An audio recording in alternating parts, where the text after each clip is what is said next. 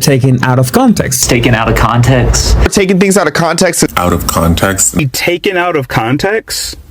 Taken out of context. We have more context. Out of context. Taken out of context. That is so out of context. And take shit out of context. Out of context. Deeply out of context. You're taking it out of context. Now, hey, hold on. So we're gonna flesh this out because I don't want nobody saying we don't take things in context. The full context. In a modern day context. Tell me the context. Another important reminder as to why context is so important. So, hello everybody, welcome back. Straight out of context. I am Barbara Ann, fair use disclaimer.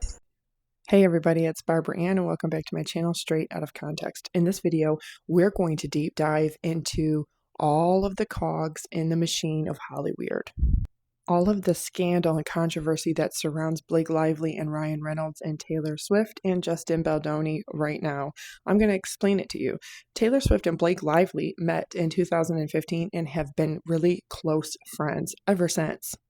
Blake Lively and Ryan Reynolds have 4 children. They have daughters James, Inez, Betty, and then they had a son finally named Owen in 2023. Taylor Swift is the godmother to 3 of their 4 children. All 3 of their daughters, James, Inez, Betty, who were born in 2014, 2016, and 2019. Being a godmother to children, especially 3 of them, is not just an accolade or a title that is given to you from a church. It is literally your promissory to those parents in the event that they both pass away or that something is to happen to them, that you will resume being parents to those children. It is also a lifelong role of being a role model and spiritually guiding those children into adulthood.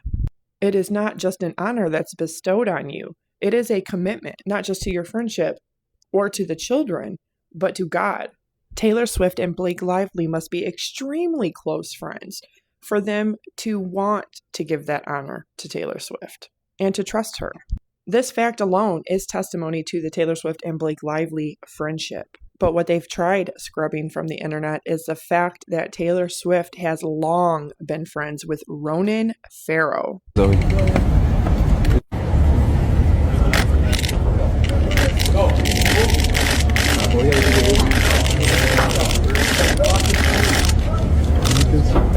Excuse us. Taylor, sleep tight. This is awesome. Love seeing you. Taylor Swift and Ronan Farrow have been close friends for years. They share very progressive leftist views and values. Both of them are social justice advocates and committed to the hashtag #MeToo movement, to which Ronan Farrow is dubbed the father of. Ronan Farrow is an American journalist who won a Pulitzer Prize for public service, breaking the story, and for his investigative journalism on exposing Harvey Weinstein and Matt Lauer. Ronan Farrow also wrote a book called Catch and Kill. Ronan Farrow's book, Catch and Kill, had a lot to play in the role of Matt Lauer being fired by NBC on November 27th of 2017. NBC would go on to do their own investigation and found absolutely no records whatsoever that Matt Lauer had anything to do with any kind of inappropriate conduct, at least prior to 2017. Although Matt Lauer would later come out and say that yes, he did cheat on his wife, she would divorce him, and they officially divorced in 2019. Despite being long-term friends with Taylor Swift would go on to write Ronan Farrow a very long letter about his book, Catch and Kill, and how much it meant to her. They are such close friends, they're often seen leaving dinner together or each other's houses where they visit.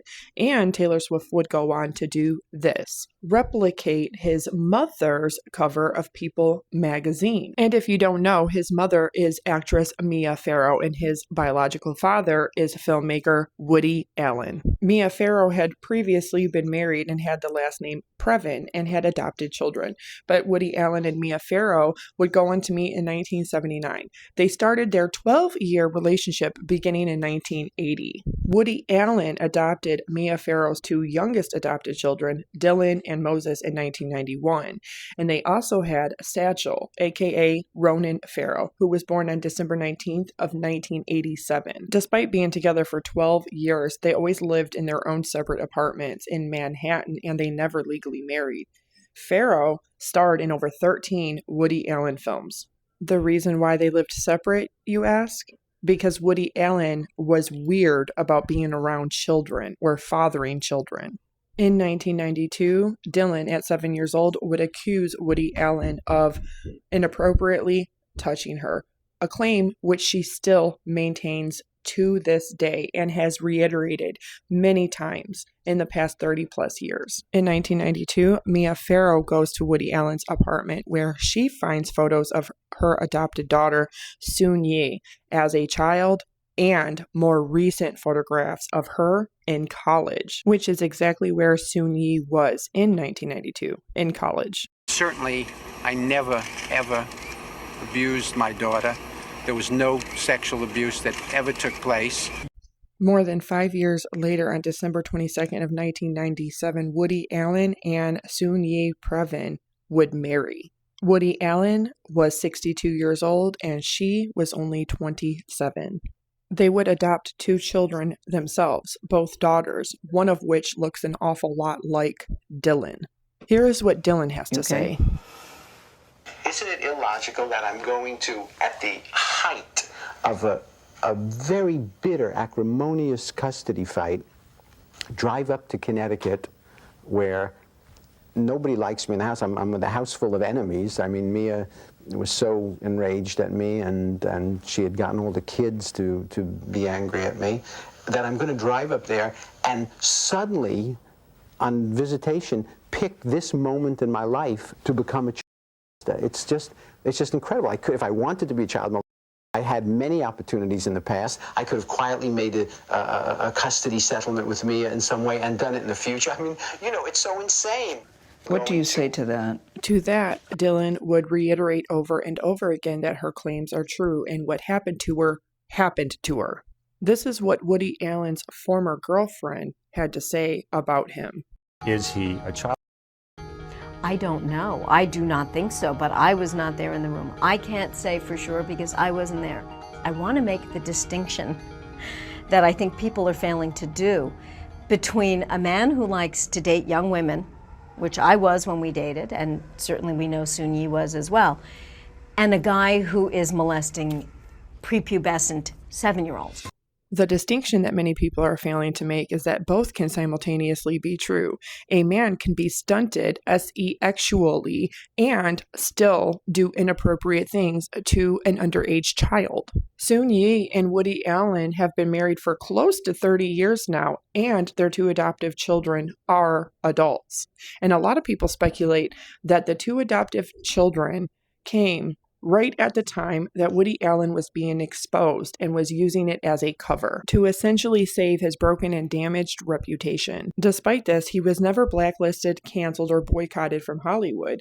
On July 15th of 2016, a movie by Amazon Studios and Lionsgate done by Woody Allen would be released. And guess who stars in the movie? None other than Blake Lively. This is why for almost 10 years, Blake Lively has been called, quote, a Woody Allen apologist, unquote. When Blake Lively was doing interviews promoting the film, she had an awful lot of great things to say about Woody Allen and working with Woody Allen, including, quote, I had an amazing experience on set, unquote, and that, quote, Woody Allen is so empowering to women, unquote. I'm going to have you listen to that again. Blake Lively said, quote, Woody Allen is empowering to women, unquote. Now, remember in July of 2016, when this movie came out and they were on the publicity trail promoting the film, that Blake Lively had already been friends with Taylor Swift for over a year and a half. And yes, in 2016, Taylor Swift had already been friends for a while with Ronan, aka Satchel, Farrow. Now, it is widely said that Ronan Farrow and Blake Lively are not friends in any kind of way, shape, or form, but they are both extremely close friends with Taylor Swift. And don't forget that Taylor Swift had her own sexual assault trial in 2017 for somebody inappropriately touching her butt, of which she won. She speaks about this heavily in her own documentary, Miss Americana, with Taylor Swift being a progressive leftist with her views and values and being a social justice advocate and a backer of the Me Too movement. It makes sense since she is such close friends with Ronan Farrow, the one who exposed Harvey Weinstein, and also why Taylor Swift was a fan of Farrow's book. The bombshell in all of this is that she's still friends with Blake Lively and her husband, Ryan Reynolds, despite all of the lawsuits that are happening right now in real time between Blake Lively, Ryan Reynolds, and Justin Baldoni, which I'm sure you know all about that. Justin Baldoni is a partial owner and founder of Wayfarer Productions. He was the director and the star in the movie It Ends With Us. He purchased the rights for It Ends With Us from the author Colleen Hoover and the sequel It Starts With Us.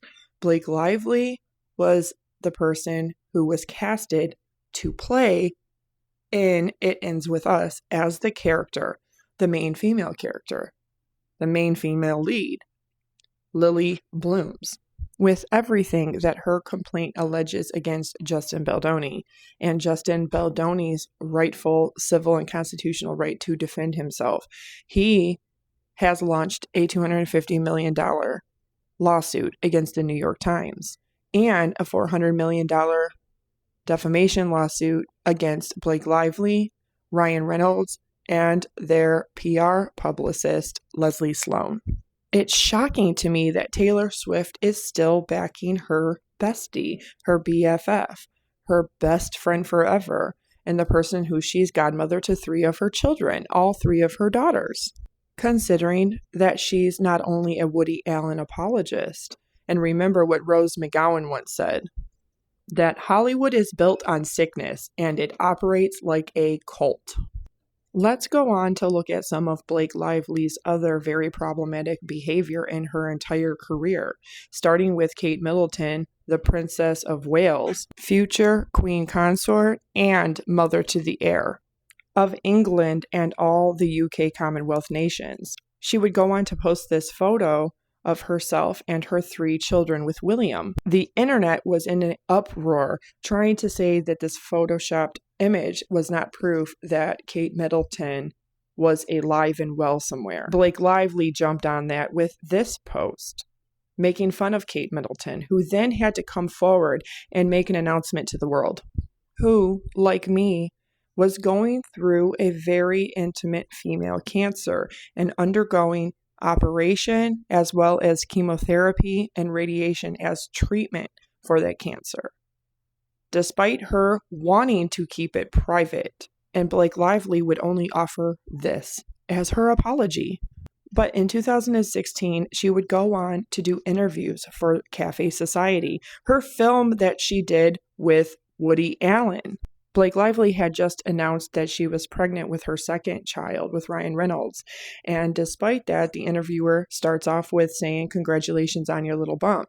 And she snarks back, "Congratulations on your little bump." Not even taking into consideration that that journalist had suffered for years with infertility and that this single-handedly made her want to quit her job. But I have found over 7 different interviews where Blake Lively was problematic or rude to not only the reporter, but her cast and crew members, and where she would go on to act like an entitled, spoiled, nepotistic Karen, which, if you don't know, is a term that is assigned to middle-aged white women who are so entitled and spoiled that they feel that they can complain all the time and get their way, even going as far as making false allegations and lying to police officers. And don't forget, they call her the Plantation Princess because on September 9th of 2012, Ryan Reynolds and Blake Lively would choose none other than the boon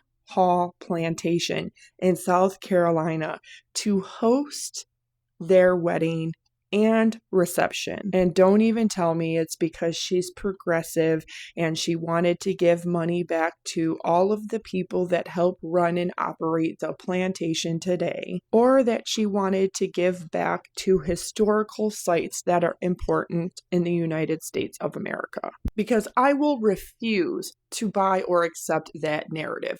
Nothing is more tone deaf and anti-woke than choosing to have your wedding and reception at a southern plantation where literal human beings were enslaved every day. Because nothing screams true love more than being an entitled, famous, wealthy, middle-aged white couple who were both born from wealthy white families saying I do on an American slave plantation in South Carolina, because as Ryan Reynolds would say, quote, it looked pretty on Pinterest, unquote. So what's really happening in Hollywood? Well, I'm going to tell you what's happening in Hollywood.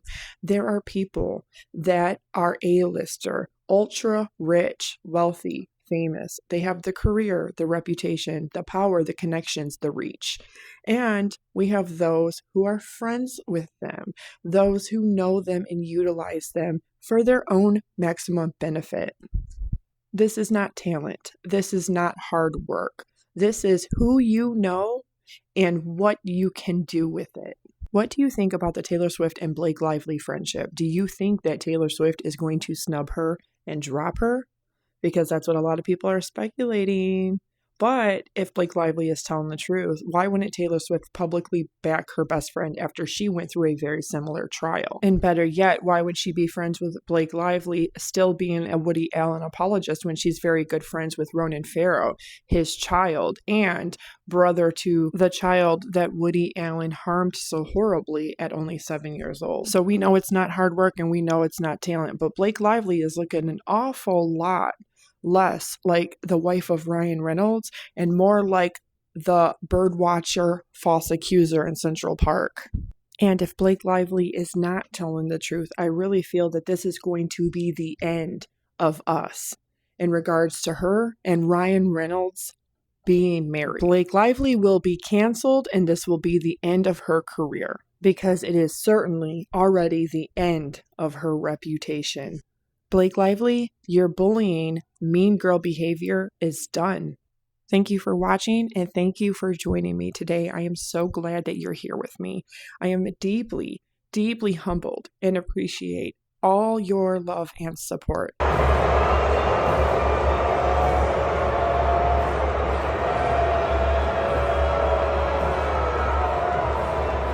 I'm gonna double down on my Taylor Swift video because last night I was so sad because I came to the realization that maybe I am just not a fan of her anymore.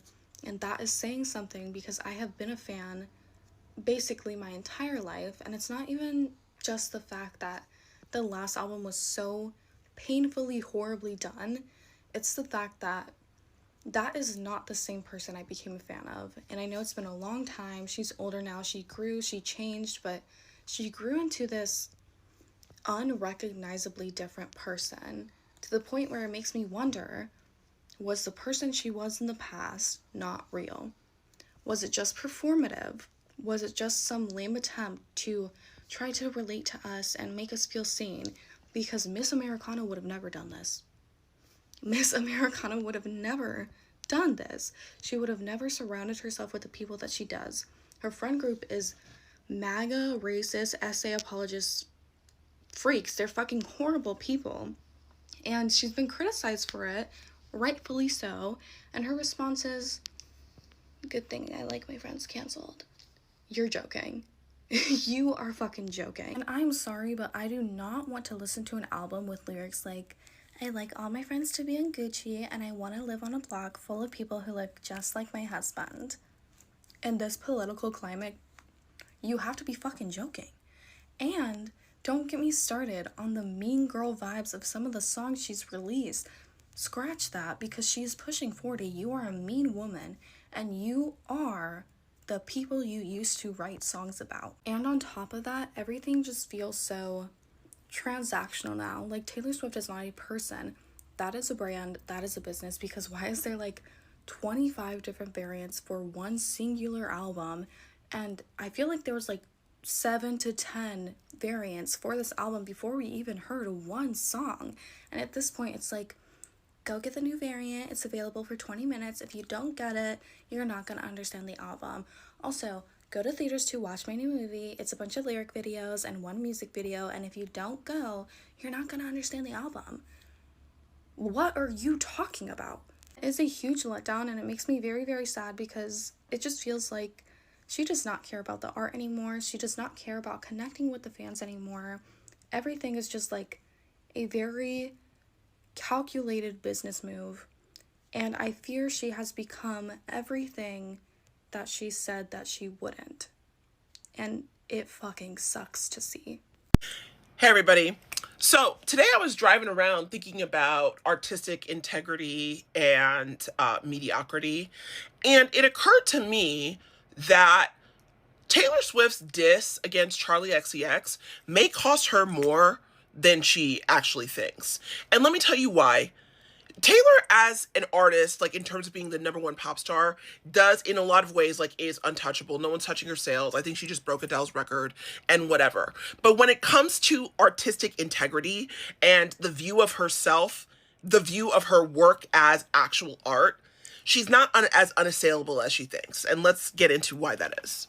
All right, so as you know, if y'all have been watching my series, in 2020 and 2021, with the release of Folklore and Evermore, Taylor Swift redeemed herself fully from her cancellation and also created a piece of art that unassailably made her recognized as a real and true artist.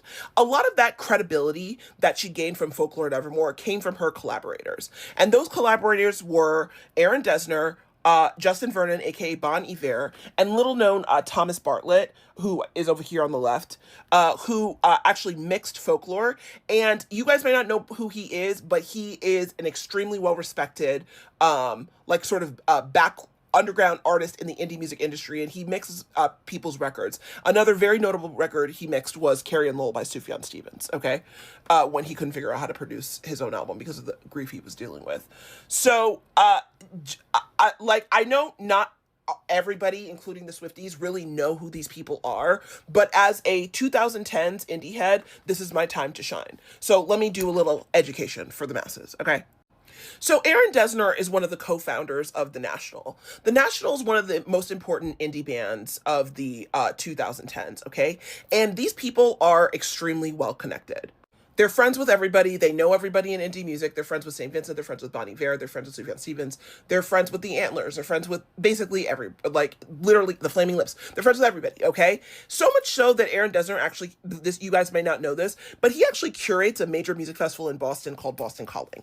Boston Calling may not be like Coachella or Lollapalooza in terms of having like national recognition or whatever, but it is a very good local kind of indie music festival that happens in Government Center every year in Boston. I personally have been 2 or 3 times. It's a great festival. If you live in the Boston area, I highly recommend that you go. But the fact that he's able to curate a festival that has been going on since like I think the inaugural year was one of my last year of a certain type of school in Boston. I think the inaugural year was like 2013, and it's still going on until now. So Aaron Dessner is an extremely well-connected man in indie music, okay?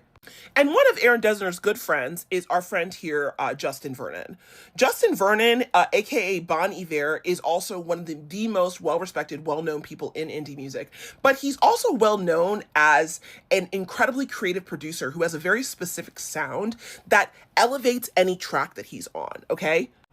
In, I think 2015, 2016, Kanye West actually tapped Bon Iver for Monster. I don't know, I mean, everybody knows that song. Everybody knows I'm an MFing monster, okay? So, Kanye West tapped Bon Iver, and that song, My Beautiful Dark Twisted Fantasy, he actually helped produce a couple songs on that album, is Kanye West's Folklore. It's his magnum opus, and Bon Iver is a person who was able to help him achieve it. Okay, so Justin Vernon is incredibly well connected, and the fact that Taylor Swift was able to tap him for Folklore was actually, like, when I found that out, was actually quite surprising to me, because she's able to tap somebody who made her nemesis into, like, elevated him into legend, despite the fact that he's, like, fallen from grace. Some of his work, especially My Beautiful Dark Twisted Fantasy, is considered to be legendary. And she was able to tap him, of all people, to help her with Folklore Evermore, which was an incredibly smart move.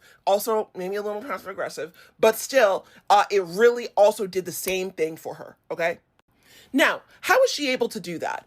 I'm about to make some guesses here because, like, I don't know, once again, I don't know these people, I don't know their lives, I don't know their relationships, but I do know the things that they have done publicly, okay? So in the 1989 era, Taylor Swift is doing her whole girl squad thing. She's very close to Karlie Kloss, and someone else she's very close to is Cara Delevingne. Who was Cara Delevingne dating at the time? She's in a very intense romantic relationship with St. Vincent, aka Annie Clark. Annie Clark is friends with this whole group of indie music legends that I'm talking about, and she is one of them. Annie Clark's music name is St. Vincent, right? So Taylor Swift's relationship with her, one of, like, the first public appearance or public major thing that I knew that they were connected in any way, shape, or form was when she brought her on stage during the 1989 tour as one of her many, many guests, okay? And then later on, Taylor Swift interpolates St. Vincent's song Cruel,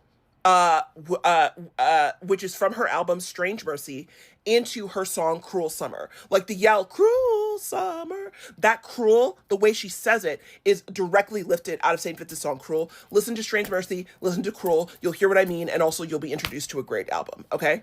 And so why am I saying that Annie Clark was probably the reason why she got connected to all these people? Well, they all know each other, okay? Bryce Dessner, Aaron's twin brother, and Annie worked together with Sufjan Stevens in the 2006 Illinois tour for his album Illinois. Annie and the Dessner brothers, as you can see here, I think they did music together with The National, if I recall correctly. They had her on stage a couple times. This is also in the early, like, 2010s or late hundreds or whatever, you know what I mean? And then Annie and Bon Iver worked together for one of them Twilight movies song for the song Rosalind, okay? So they all know each other, they're all extremely well connected. However, okay, during the Olivia Rodrigo credits dispute thing, what ends up happening is, and I want to set the record straight, Taylor Swift threatened legal action against Olivia Rodrigo for the Deja Vu bridge, because Olivia claimed that it was inspired by Cruel Summer. She did not sue her. However, she threatened to sue her, and to avoid a messy legal battle, Olivia and Dan Nigro conceded and gave royalties to Jack Antonoff, St. Vincent, and Taylor Swift, get 50% of the royalties from the song, and then the other 50% of the royalties go to Olivia Rodrigo's side of the fence, okay? So ultimately, they get the lion's share of the credits. When that happened, I've been a fan of St. Vincent for many, many, many years. Again, I don't know these people, but I knew when I heard that, I thought that lady's not going to like that. And she didn't. Annie actually, for her most recent album that she won her first Best Alternative Album Grammy for, called All Born Screaming, she stops working with Jack Antonoff because she worked with Jack Antonoff for like 2 or 3 albums before that were fine at best. You know what I mean? She doesn't work with him, wins her first Grammy, and in 2023, for Variety gives Olivia Rodrigo the Storyteller of the Year award, and Annie Clark is the one who presents the award to her. And let me read a line from her speech for the class, in case you guys want to know. She says, "And that's what's special about Olivia. Why her fans consider her songs their personal rallying cries is that she bears witness from a place of openness and compassion. Her authenticity, listen carefully, not affect and not a brand, allows her listeners to step inside her songs as their complete selves, struggling, searching, celebrating, and just living." Say what you want and tell me I'm reading between the lines. I'm just saying that, to me, that sounds like a sub. A subtle one, but a sub. Yeah. And she doesn't really talk about Taylor Swift much anymore. I mean, she said that she was really surprised about and grateful for Cruel Summer going #1, but I haven't seen her publicly appear with her ever since then. Okay. And why am I telling you guys all this? Well, let's talk about Charli XCX. So Charli XCX's her breakout song was like Boom Clap. It was like way back when, I can't even tell you the year, maybe like 2011, 2013 or whatever. But then Charli makes a hard pivot into super avant-garde pop, right? It's very underground, very ahead of her time, and she has a deep respect inside the artistic community. She is very much the definition of your favorite artist's favorite artist. Even though she doesn't immediately get the public recognition in the art community among artists, Charli is incredibly respected for her bravery and her fearlessness in creating music, okay? And finally, society does catch up with her during Brat Summer, right? So everybody loves Brat. Brat totally explodes, right? Then Brat comes along and gives Charli XCX long overdue mainstream recognition that she hasn't had. Well, what does this girl decide to do? We all know, right? She makes Actually Romantic, which not only does it betray a certain level of illiteracy because she's completely reading the emotional complexity of Sympathy is a Knife totally and completely wrong, but it's also perceived as punching down. But is it really, when you talk about punching down, it's punching down, yes, because Taylor Swift is a bigger artist than Charli XCX. But when it comes to artistic credibility, and when it comes to who people actually respect in the industry and who is unassailable as a quote unquote like real artist, who has more credibility here? I don't know. So yesterday I was scrolling around on these TikTok streets and I come across a blind item from Celebrity T Blinds. Shout out Celebrity T Blinds, okay? One of my favorite blind item readers on TikTok here, okay? And she says that there's a blind item that basically says that ever since Taylor Swift broke up with Joe Alwyn, Bon Iver has kind of quietly been keeping his distance from her, even though she's been kind of trying to reach out to him to do more collaborations. And whether she knows it or not, the fact that Taylor has done a diss track taking shots at Charli XCX has now permanently closed the door because he recently collaborated with her. And if you guys don't know, he did recently collaborate with her on a song that brings me to tears every time I hear it. I think about it all the time. Remix. So good. Highly recommend you listen to it. Stream Brat. Okay. So my point is, with the Olivia Rodrigo thing, she's already gotten some of like the quote unquote like real artists to distance herself, but now she's taking shots at Charli XCX. So now it's like she's kind of alienating what I would describe as like the real artistic class in favor of an album that is objectively artistically mediocre. Okay, objectively artistically mediocre, and I have more to say about that. So shout out to Aphrodite, who's one of my favorite tarot readers. But yesterday he put up a reading that said that Taylor Swift is actually like really mad at her fans, probably over the whole Maddie Healy thing. And that Life of a Showgirl at some level is like a loyalty test of her fans to basically show them, quote, how it feels to have to defend her when she knows she's doing something that's going to piss people off. Interesting. Very interesting. It occurred to me that is incredibly Trumpian in its conceit, right? Basically the idea that she's forcing the Swifties or manipulating the Swifties to go against their own interests in order to defend a billionaire, a person with a ton of power, and compromise their own values in favor of somebody who only sees them as cash cows and people to extract money from in order to fill their own pockets. Does that sound familiar to anybody? Sound familiar? Sound familiar? On top of this album having sort of trad wife alt-right kind of subtext and values in it, it seems to me as if she's actually making her fans act against her own interests. And that reminds me a lot of The Orange Man. Does it not remind you of that? So, Swifties, congratulations if you're busy defending this album that isn't really good art. You're falling for it, and you're just like the rest of us, being exploited by billionaires. Good for you.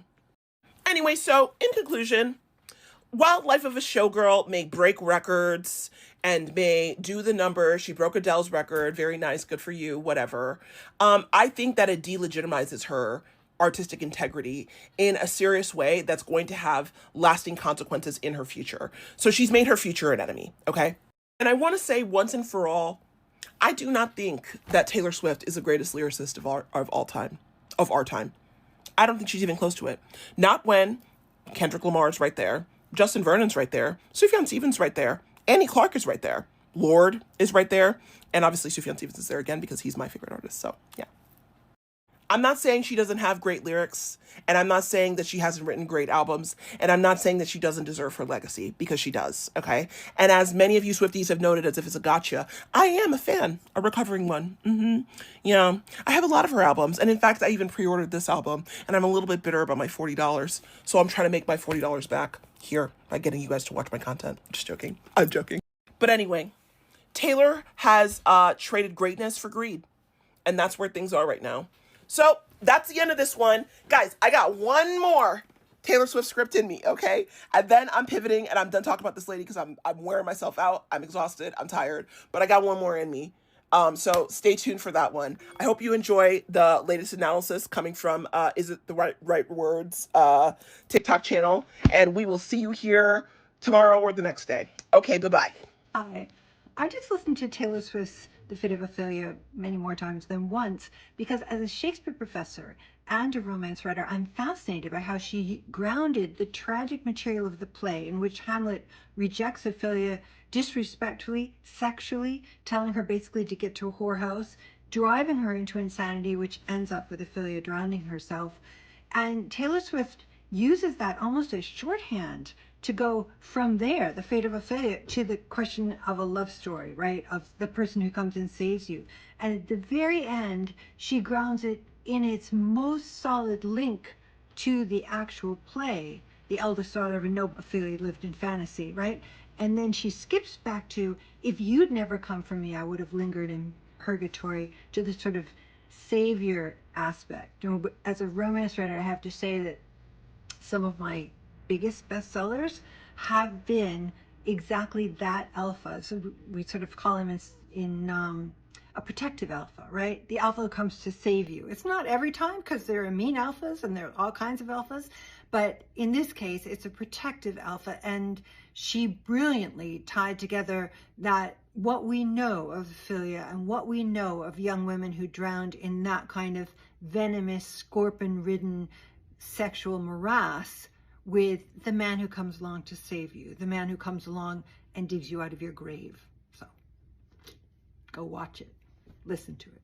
So Selena Gomez is being dragged every which way on Twitter right now, and y'all already know, of course it has to do with the damn kidney. So let's get into what's going on. So everybody knows that Selena Gomez and Benny got married, a little bit over a week ago, and their wedding was super, super private. Now, of course, over the last few days, more and more photos have come out of her at the wedding, and Selena herself posted a video that Taylor Swift recorded at her wedding, and this is the video. You even serious? What? Look at her. Oh my God. Now, immediately, people were very quick to point out that at the beginning of the video, Selena Gomez is holding what looks like a jewel. Now, if you didn't see it in the original video, it's right there, and you can see she's quick to cover it up. And the jewel isn't even the biggest issue. A lot of people just don't understand why Francia, the actress who gave Selena Gomez her kidney, wasn't at the wedding. A lot of fans are speculating whether she was even invited at all, some saying that she was never invited, and other people are saying that she was invited, but she chose not to go. And if you're wondering, like, why is this such a big deal? Why do people care so much? It's because ever since the transplant, they've had such a rocky friendship, if you can even call it that.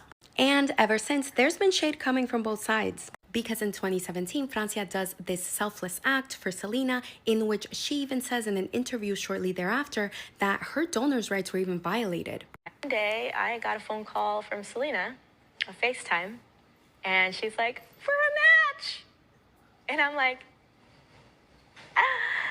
yay! What? How do you know this? I had a way that I wanted to tell her when I made the decision. I knew it was going to happen. I just knew at that time. Like, it's a big thing. So I hang up and I call my social worker, and I'm angry. And she told me, it's going to be hard. The recipient is going to glow, and she's going to recover a lot faster than the donor is because she's receiving something she needs. You're losing something you don't need to lose. Yikes. Yeah, I'd be fucking pissed too. I'd be upset too. Couldn't be me, because if it was me, I would have come for that doctor's license and all his kids' college funds.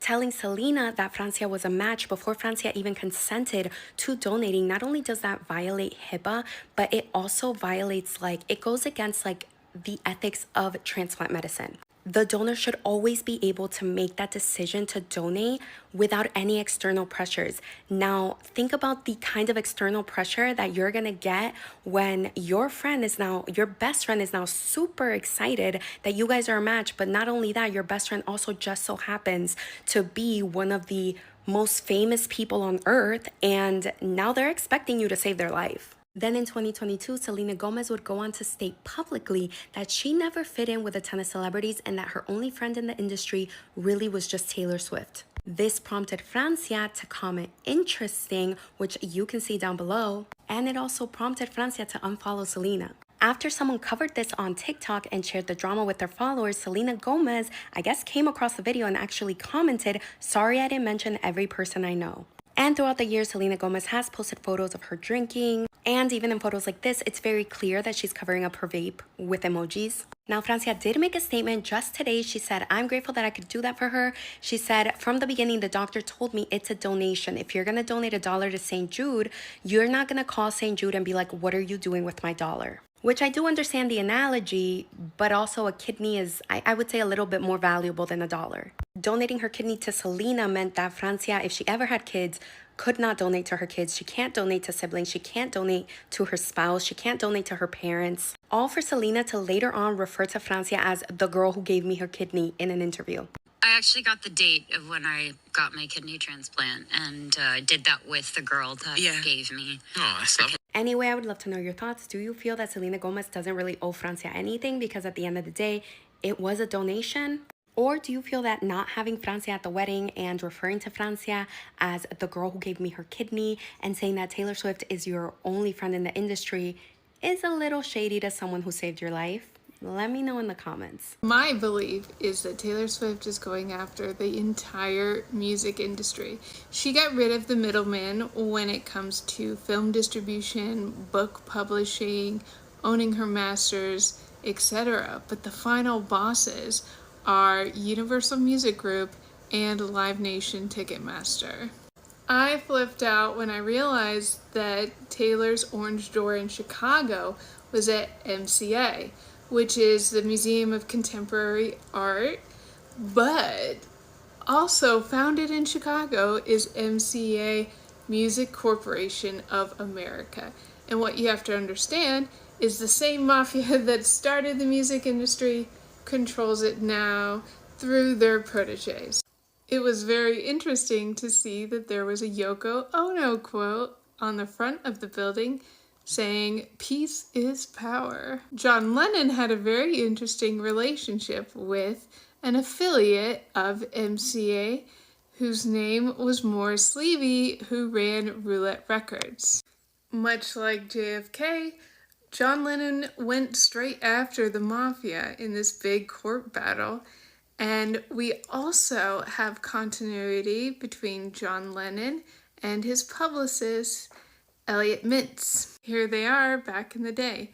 Modern millennials probably know Elliot Mintz as the publicist that was there that night that orchestrated this famous paparazzi shot, the Bimbo Summit. Mintz also served as Kevin Federline's attorney's publicist after Britney's conservatorship started in 2008. What the early 2000s it girls went through must have had a great impact on Taylor as she was coming into her superstardom. Here we have her as a orange bird in a cage in Look What You Made Me Do, which is hearkening back to Lindsay Lohan's video as a bird in a cage, complaining about the rumors started by the press and paparazzi, and she just wants to be left alone. MCA is so important in the history of Hollywood and the music industry, and it was known as the Octopus. It's kind of the OG Live Nation Ticketmaster insofar as how it dominated the industry. It was actually MCA buying Universal and Decca Records that gave us MCA Records and what came to be Universal Music Group today. Robert Kardashian was hired to run radio syndication at MCA Records in the 80s, and He even had a radio show called Breakfast with OJ for O.J. Simpson.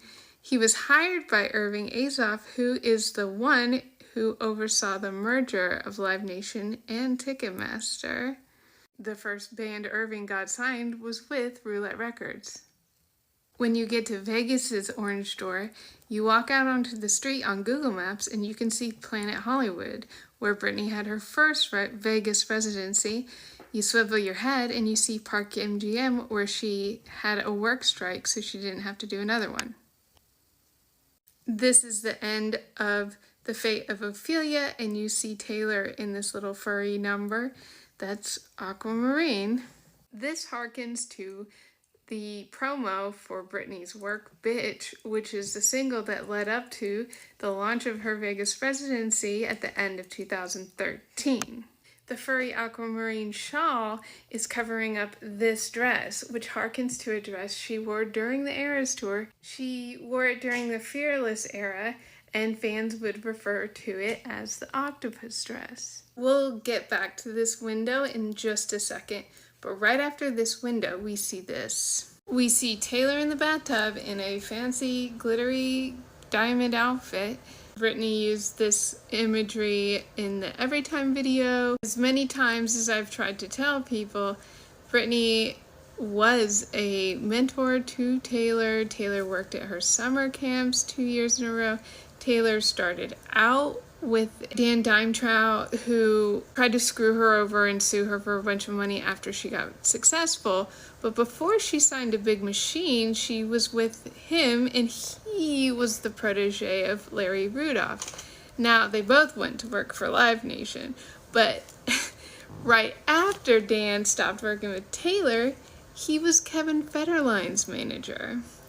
Obviously, I have to mention the $1 million Victoria's Secret bra that Britney wore during her Vegas special shot in 2001. This view at the end of Ophelia is of the Science World Museum exhibit in Vancouver.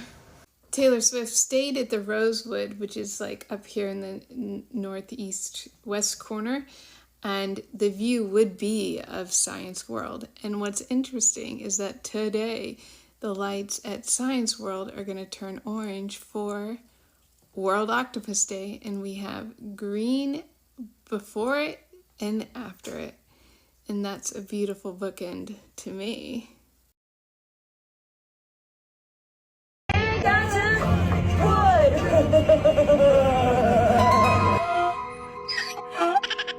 That's plagiarism, Taylor Swift. I don't know what's funnier, the laugh or the fact that about 1,500 people pay for the Pretty Pink edition just to hear you laugh like Seth Rogen and Donkey off Shrek. The life of a showgirl should have been called The Life of Plagiarism. It should have been called The Pirate's Life because it sounded like you drunk off some wine. I feel like she released this to prove that it wasn't AI, but it really just sounds like the Jackson 5 karaoke is playing in the background. Y'all talking about this bitch is a lyrical genius, so she rhymed wood with wood with wood, and she threw could in there once, I think.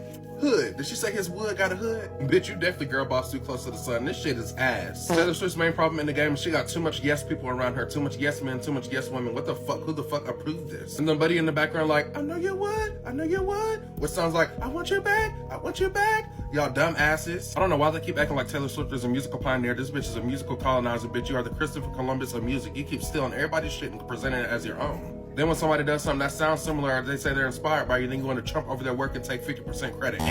You want to talk about, are you the art police? No, bitch, you're the art looter. The art police need to come snatch your ass up. How the fuck you get caught copying Sophia the First? You're now getting into interpolation territory. Charlie is right and wrong at the same time. I'll explain. I am Luxury. I'm a music producer and songwriter. I also have a podcast called One Song.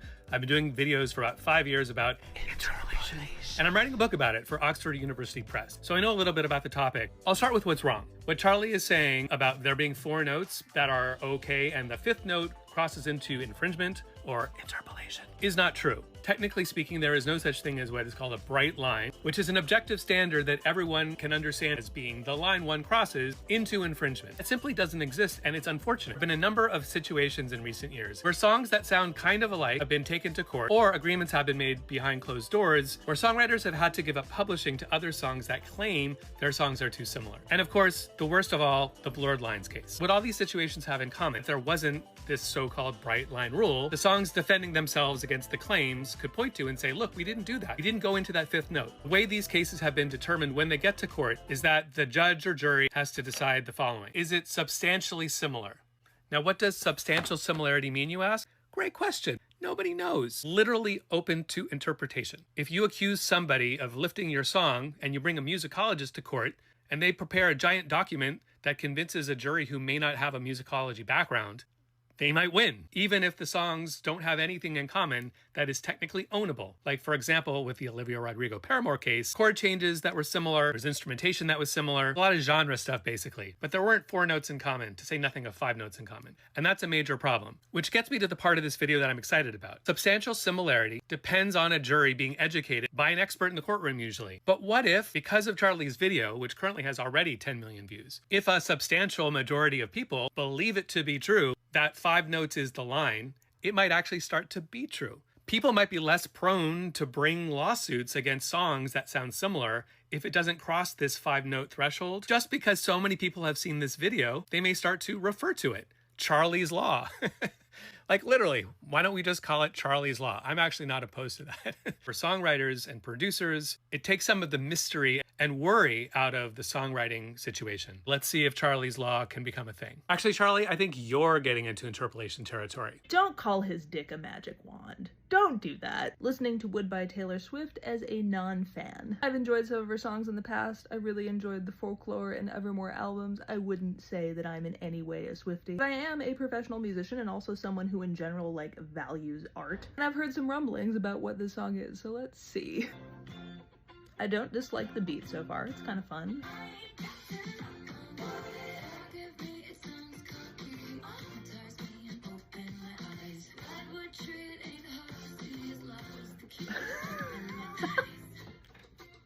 Okay, now I understand. That is unforgivable. Forgive me, it sounds cocky. He amatized me and opened my eyes. Redwood tree, it ain't hard to see. His love was the key that opened my thighs. What in the bullshit is this? I do not think that Taylor Swift is like the lyrical genius that she is often touted as, and that, to be honest, she presents herself as, but this is an all-time low. Redwood tree, it ain't hard to see is just the least subtle thing in the world. Granted, I have not listened to the rest of the album, but I think it is very telling that this song isn't, you know, he sees me for who I truly am, or, you know, he views me in a way that no one else has. No, it's about how big his dick is. And overall, it just seems like she's trying to be like cheeky and sassy with innuendos like Sabrina Carpenter. It works for Sabrina Carpenter because that's like her real personality. It just feels like Taylor's putting on her newest costume. Whatever, man. That's a bad lyric, and it's a shame, honestly, because the production is good in my opinion. Like, it's catchy, but ugh, those lyrics, ugh.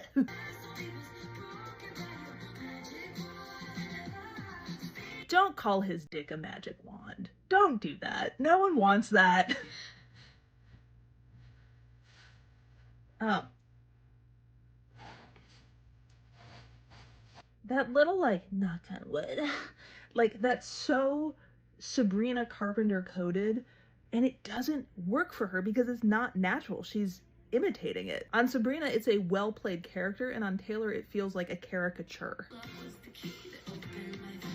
The other thing that is really jarring for me is, like, she has all these playful and fun lyrics, and yet vocally she's not doing anything fun or playful with her voice. Redwood tree, it ain't hard to see. If Sabrina sang that, or if Lana Del Rey sang that, or a lot of other artists, they'd have like different inflections, they'd have different tones. It's so straight the way that she sings it.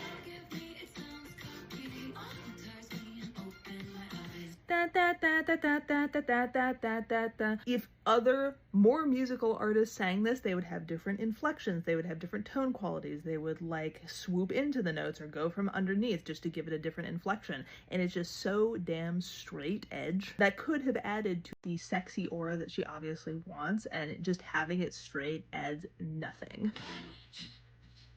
It's the worst. It's the worst thing. Oh yeah, why not repeat it?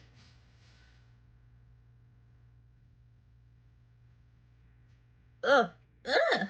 What was that at the end? Redwood tree, it ain't hard to see. His love was the key to open my eyes. was the key. Again, that just doesn't work for her, for me.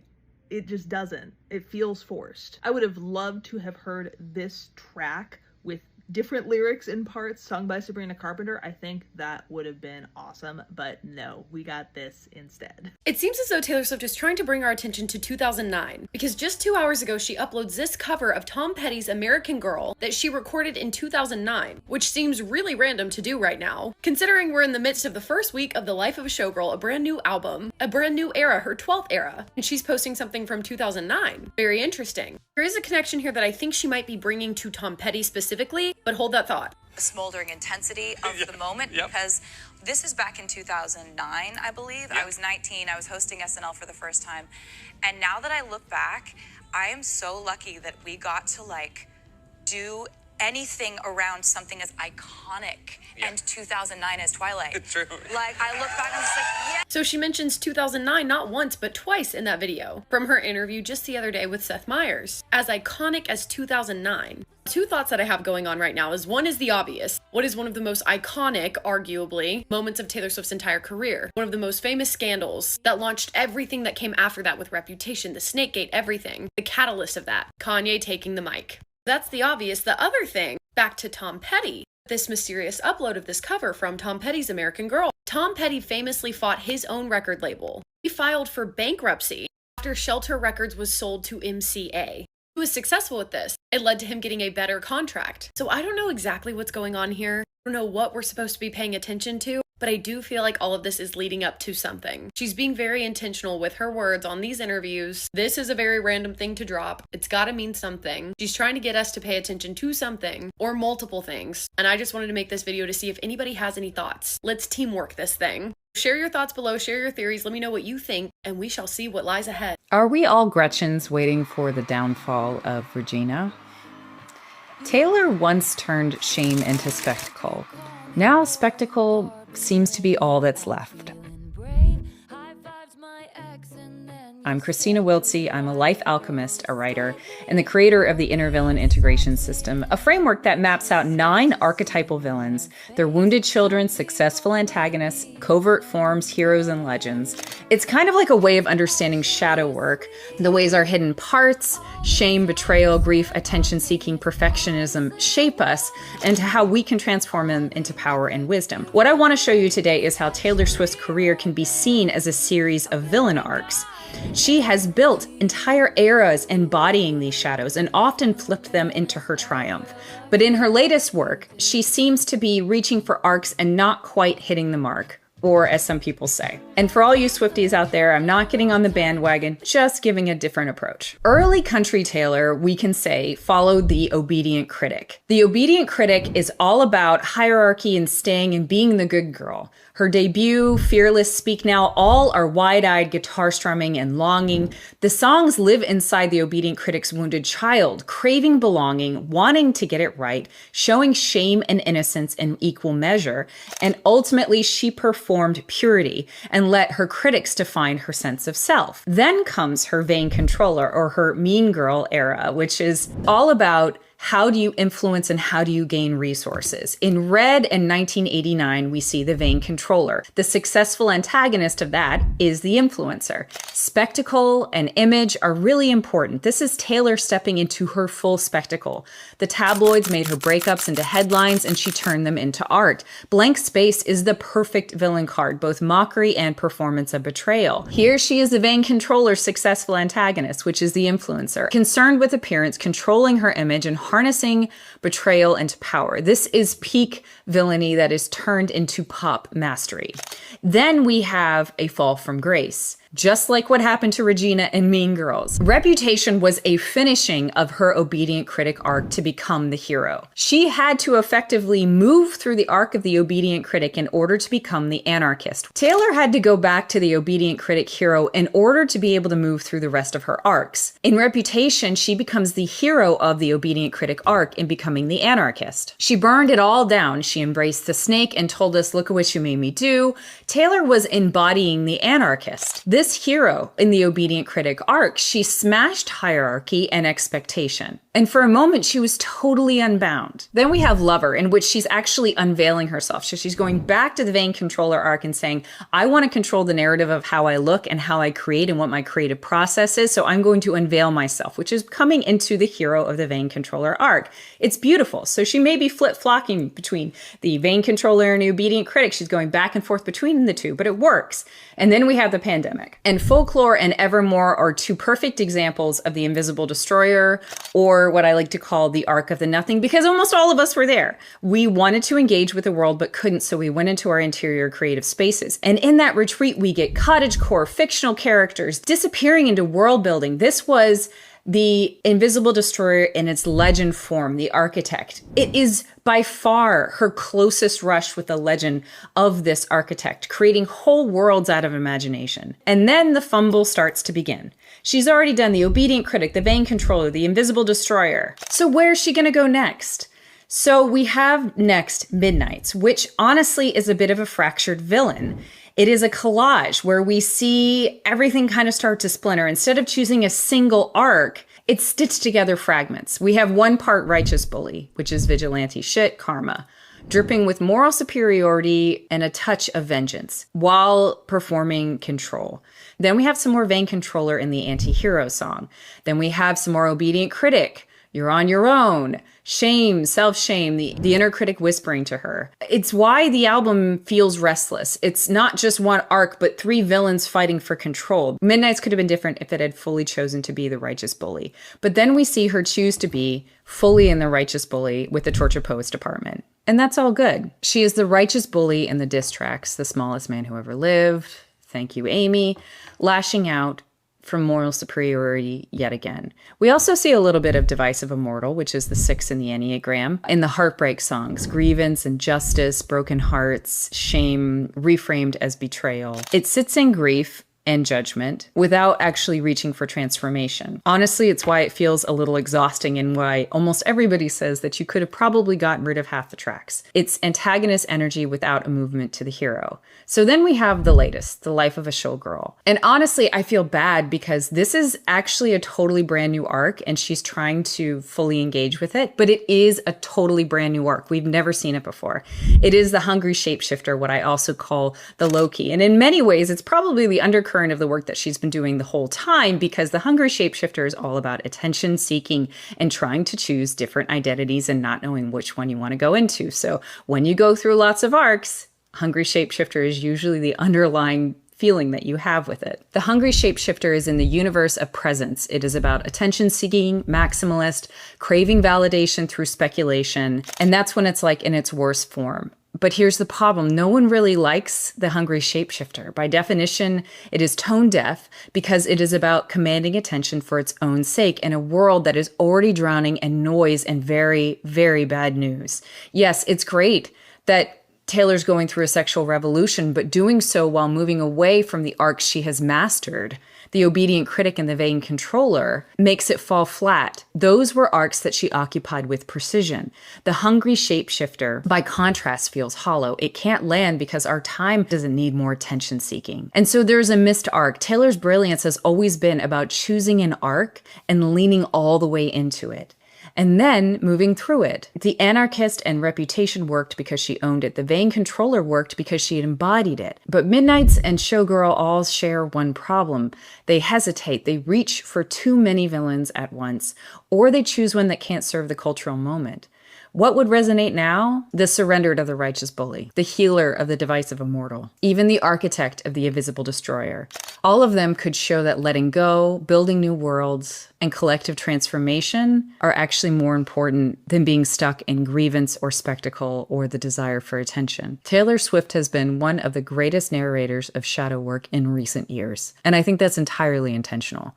But shadow work requires integration. Without that, we're left watching a villain stuck in the loop of their own arc, repeating instead of transforming. And that's why the latest eras don't seem to land. Showgirl might give her new space to go into a new arc, but ultimately, right now it's unfamiliar. I guess time will tell. So typically I don't comment on things involving Travis Kelce because I find him embarrassing as a human being and he gives me secondhand embarrassment. So then to comment on him would give y'all first, second, third hand embarrassment. And I don't want to put y'all through that because I'm a good person. So I just don't talk about him. But as a baby attorney, I feel that it is my civic duty to speak on just how foul this Free Rashee Rice t-shirt situation is. Because we all know that free so-and-so or hashtag free my guy is usually a cute little thing to put on social media, on the internet or whatever.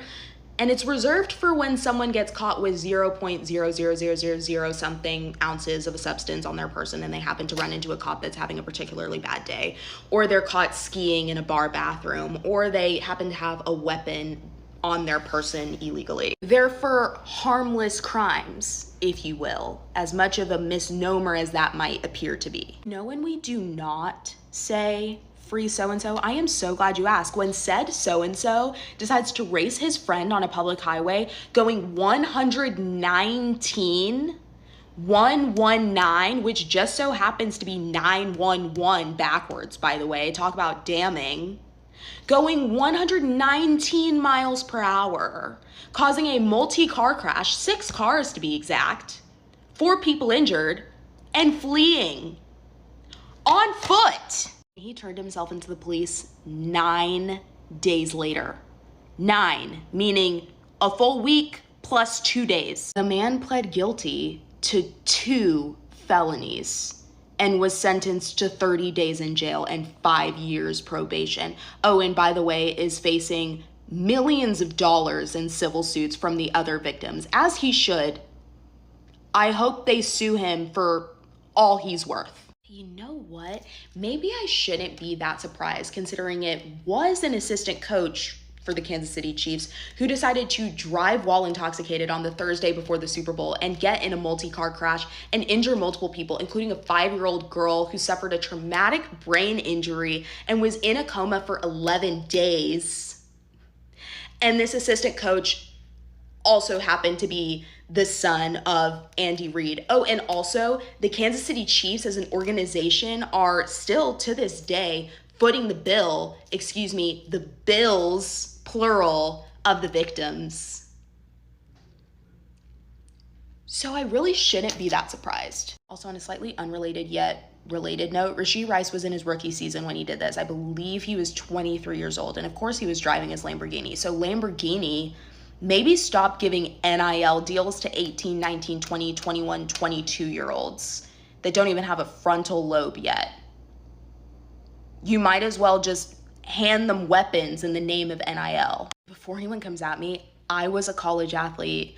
I know firsthand that college athletics is practically a full-time job and that being a college athlete makes you practically a full-time employee. I am in full support of NIL and in full support of college athletes being paid for their time. However, maybe let's rethink some of these NIL deals because 18, 19, 20, and 21-year-old boys/young men have no business driving a Lambo just because they run around with some pigskin in a field.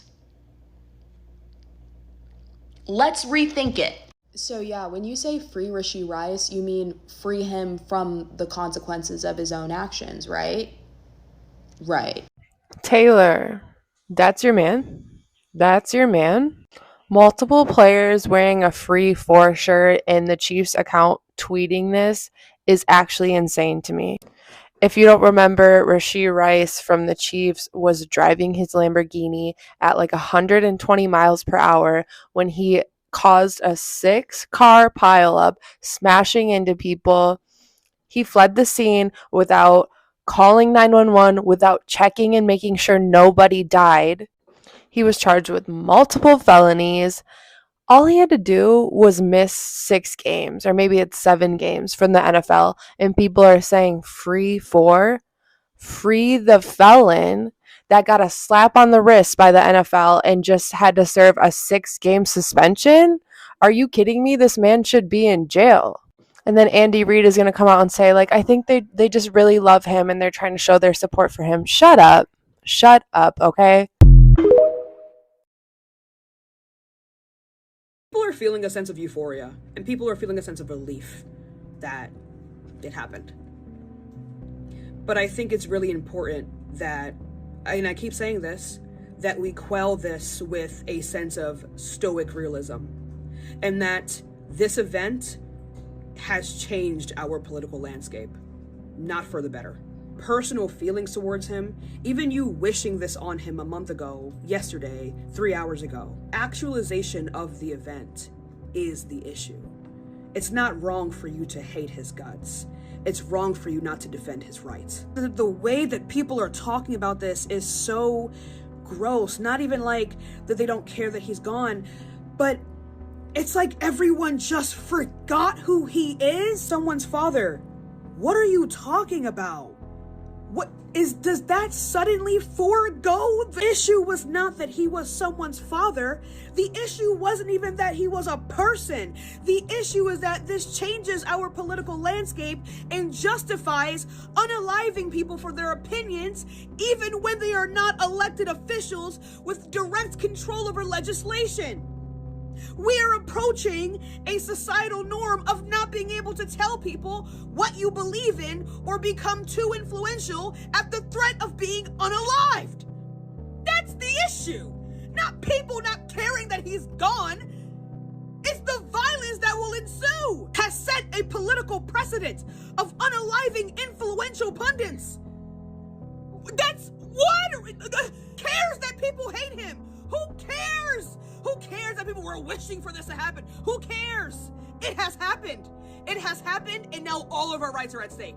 Not even from the administration. There is an agreement that we have within society that I will not infringe upon your rights, and you will not infringe upon mine, and I will enforce your rights in exchange for me enforcing your rights, you enforce my rights. If I don't like what you're doing with your rights, the agreement is that I enforce them regardless. Because if I stop enforcing your rights because I don't like it, now I have nothing to justify enforcing my rights. There are no real protections from people attacking you or punishing you or executing you for using your First Amendment rights.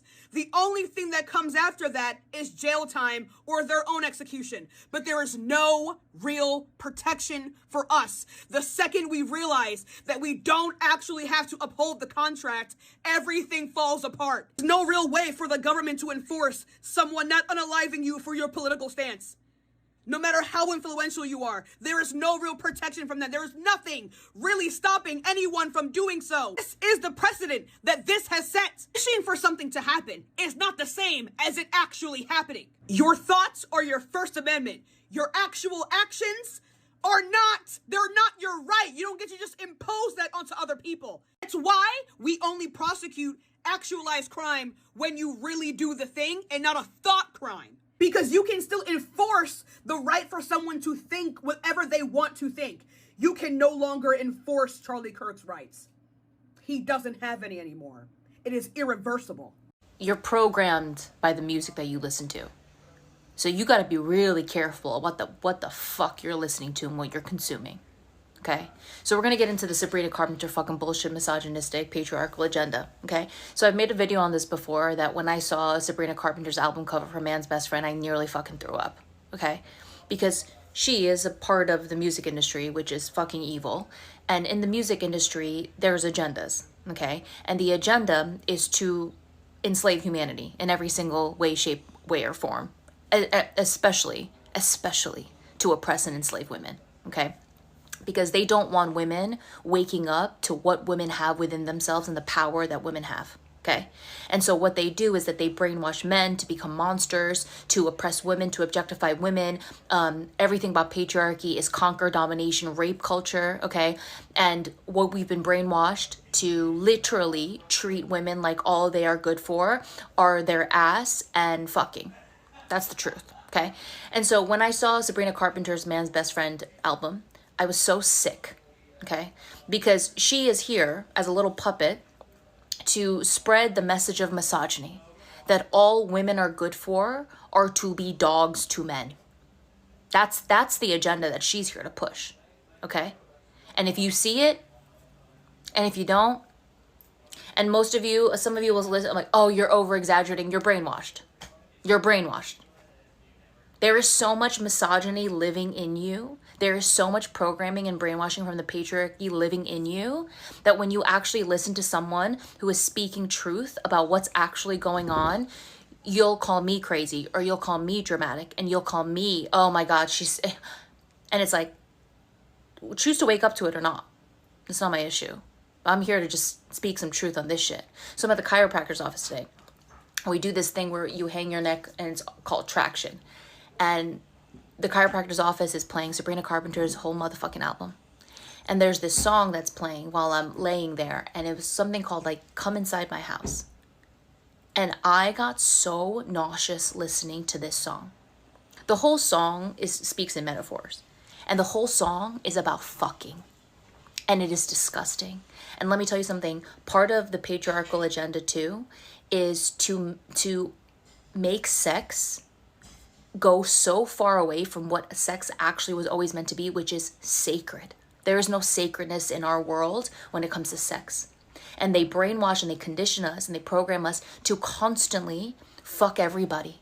Like, we all grew up being like, you go on a date with someone and you go, did you guys fuck? Like, what the fuck? And do you understand that that's part of the brainwashing? Because when you literally have sex with another person, you are literally inside of you taking all of their shit, and now it's inside of you and in your energy fields. Like, this shit is sick. Every time you are doing any kind of sexual act with another being, you both are taking in all of that person's shit. It's atrocious. It's disgusting. And it's done by purpose. Okay? So when you have Sabrina Carpenter, a huge pop star that blew up out of nowhere, right? And she is here to spread misogyny, to keep programming it in to our world and to humanity, okay? And when you have songs like Come Inside My House and all of the disgusting things that she's saying, that, but she's speaking in metaphor. So little girls who are listening to that are singing that. Like, do you understand how low those frequencies are? Do you know how atrocious and horrifying they are? And little girls are going to their concerts singing those songs. And it's programming them to consent to all of this shit of misogyny and fucking and domination and conquering and misogyny. It's all to feed the patriarchal agenda. You have to wake up to that. Like, we cannot keep consenting to listening to shit like that, to giving literally our money to people like that, to go to concerts where it's all harvesting your energy. It's all ritualistic shit. And you say, oh, it's just fun, it's just music. That's the brainwashing. You're brainwashed. That's the truth. Okay? And you got to wake up to that for real. And not only do we have to stop consenting to that shit and absorbing that shit and taking that shit in, but now doing the real work on yourself of where does misogyny live within me? Because you are all products of the patriarchy, which means there's misogyny in all of you. Doesn't matter if you're a man or a woman. It's all ingrained in us. So we got to start healing the misogyny within ourselves. We got to heal all the oppression and the enslavement that's been done to us by the patriarchy and those evil parasites. All of that within ourselves, which means you got to do the real work on yourself.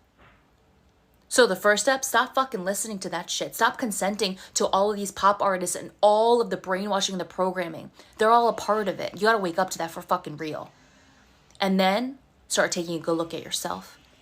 At where do I still run energetic programs that are deeply ingrained in misogyny, that are because I was born and raised in a patriarchal fucking world. This shit is deep.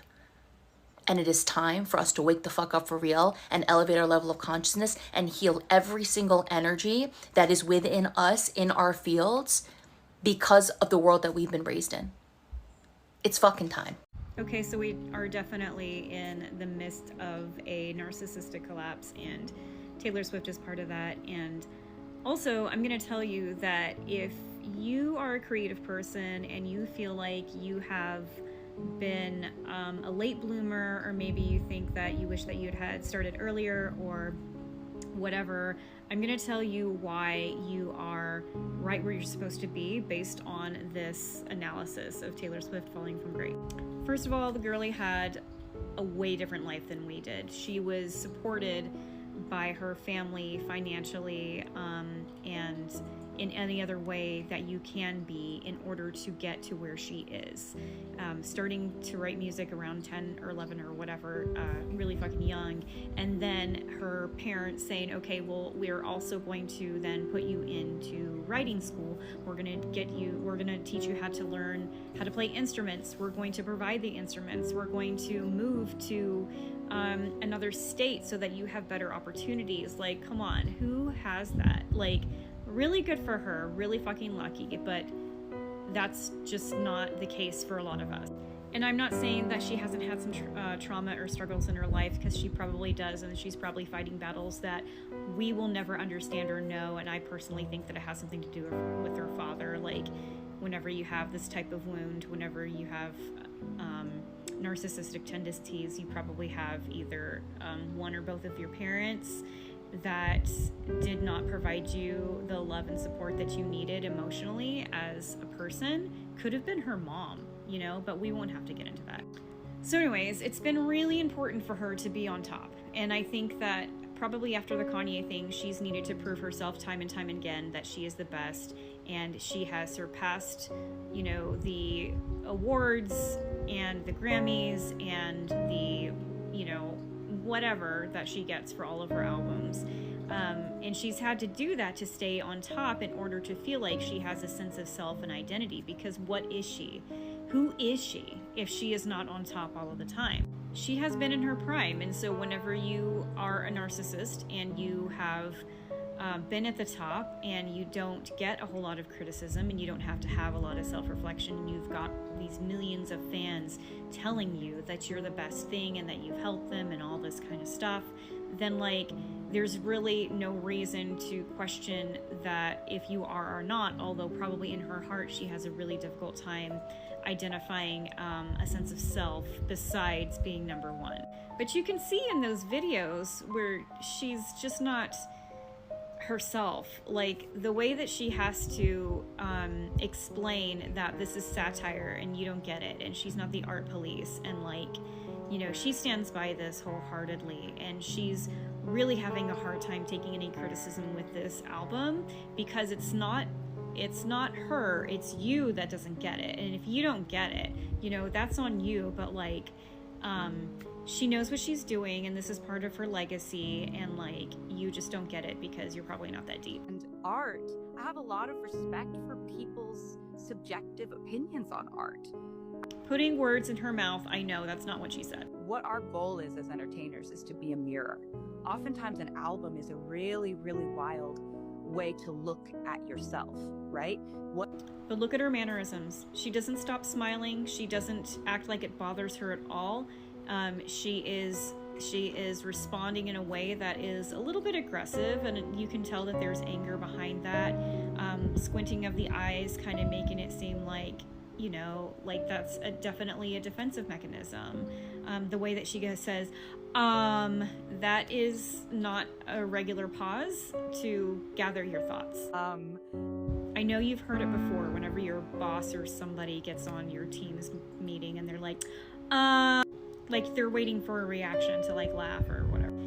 So being at the top for as long as she has, this is why we call her the music industry now. She is the corporation. She is the Amazon of the music industry, because whenever you are on top for so long and you take out your competition basically by strategically pivoting with your peers, by dropping albums whenever somebody's about to go number one, by dropping your album the same time somebody else is about to drop their album, that is to block that other artist, because either they don't have enough resources, or you have become just this giant mogul that everybody loves, that you don't have any more competition. She has eliminated competition for herself in her industry because she's fucking stacked. She's got a shit ton of money.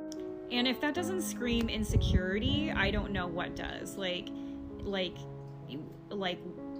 I can't even.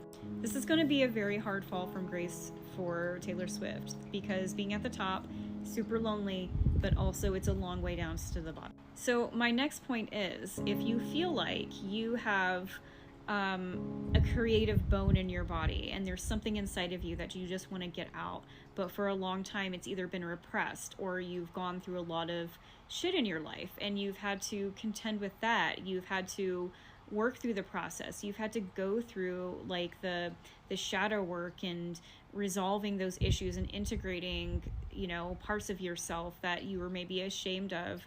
Maybe you're afraid of being seen. Maybe you're afraid of being heard, or like you just didn't have the confidence to do it, but you know that there's something inside of you. But now you're like in your 30s or 40s or 50s and maybe even beyond, and you're like, I don't know if I can. Like, if only I had the time and the access and the resources to do it before I got to this age or this time in my life. And now we're working, you know, 40 hours a week, and you hire in a job that you fucking hate, and like, what? You are right on time, my friend. Here's the glory about all of this, is that you have gone through all the shit that you needed to go through. You have processed it. You have come to be this person you are by truly stepping into your power, and you get to now put yourself out there without carrying that baggage with you. And unfortunately, Taylor Swift has had to carry that baggage with her while contending with fame, while having this inner sense of like, I'm not good enough and I need to be on top and I need to be ruthless now to make sure and maintain my status of being number one, because who am I without that? Like, I hope that she goes through this and has a dark night of the soul and is able to discover bits and parts of herself, because damn, she could write some really good songs after that. But you don't have to do that.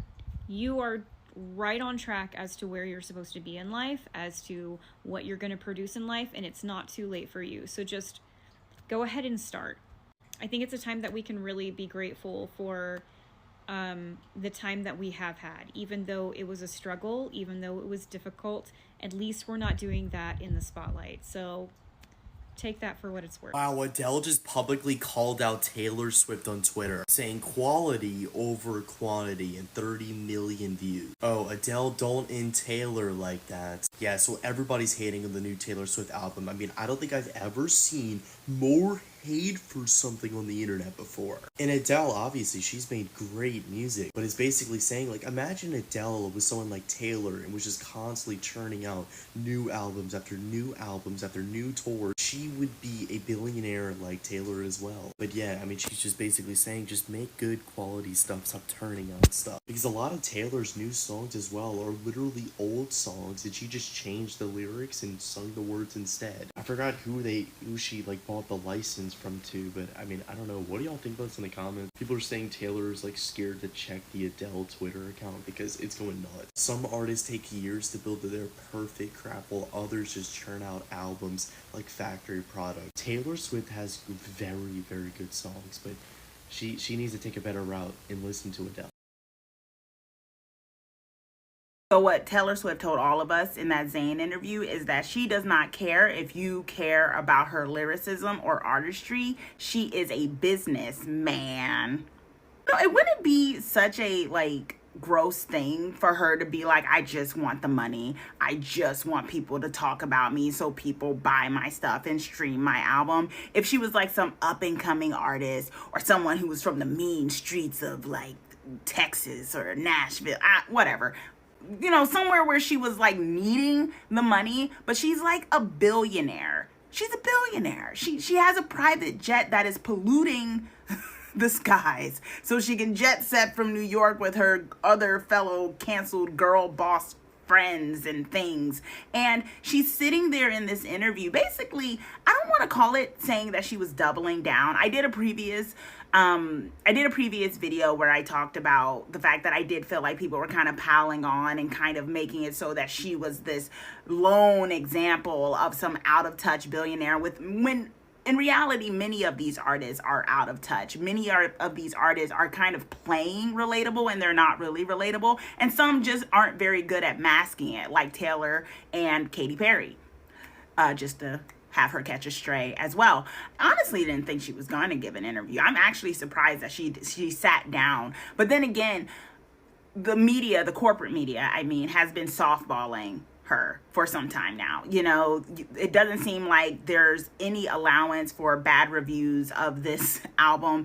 And I can't be too surprised that she did an interview where she got very softball questions. If anything, it sounds like, as someone who works in media, it sounds like, you know, the agreement might have been, you know, the idea that, sure, I'll do this interview if you let me have this platform to say what I need or want to say in terms of the backlash that this album is getting. You get an interview, but no really tough pushback questions. And, you know, a lot of them happily oblige. No sort of shade to Zayn. But, I'm not too surprised that she doubled down, or more so backtracked. I feel like she backtracked because I could have sworn that in previous interviews, particularly on her boyfriend's podcast, or excuse me, fiance, or whatever he is to her podcast, she said that this was an album that she had always been wanting to make, that this was deeply personal to her, blah, yada, yada.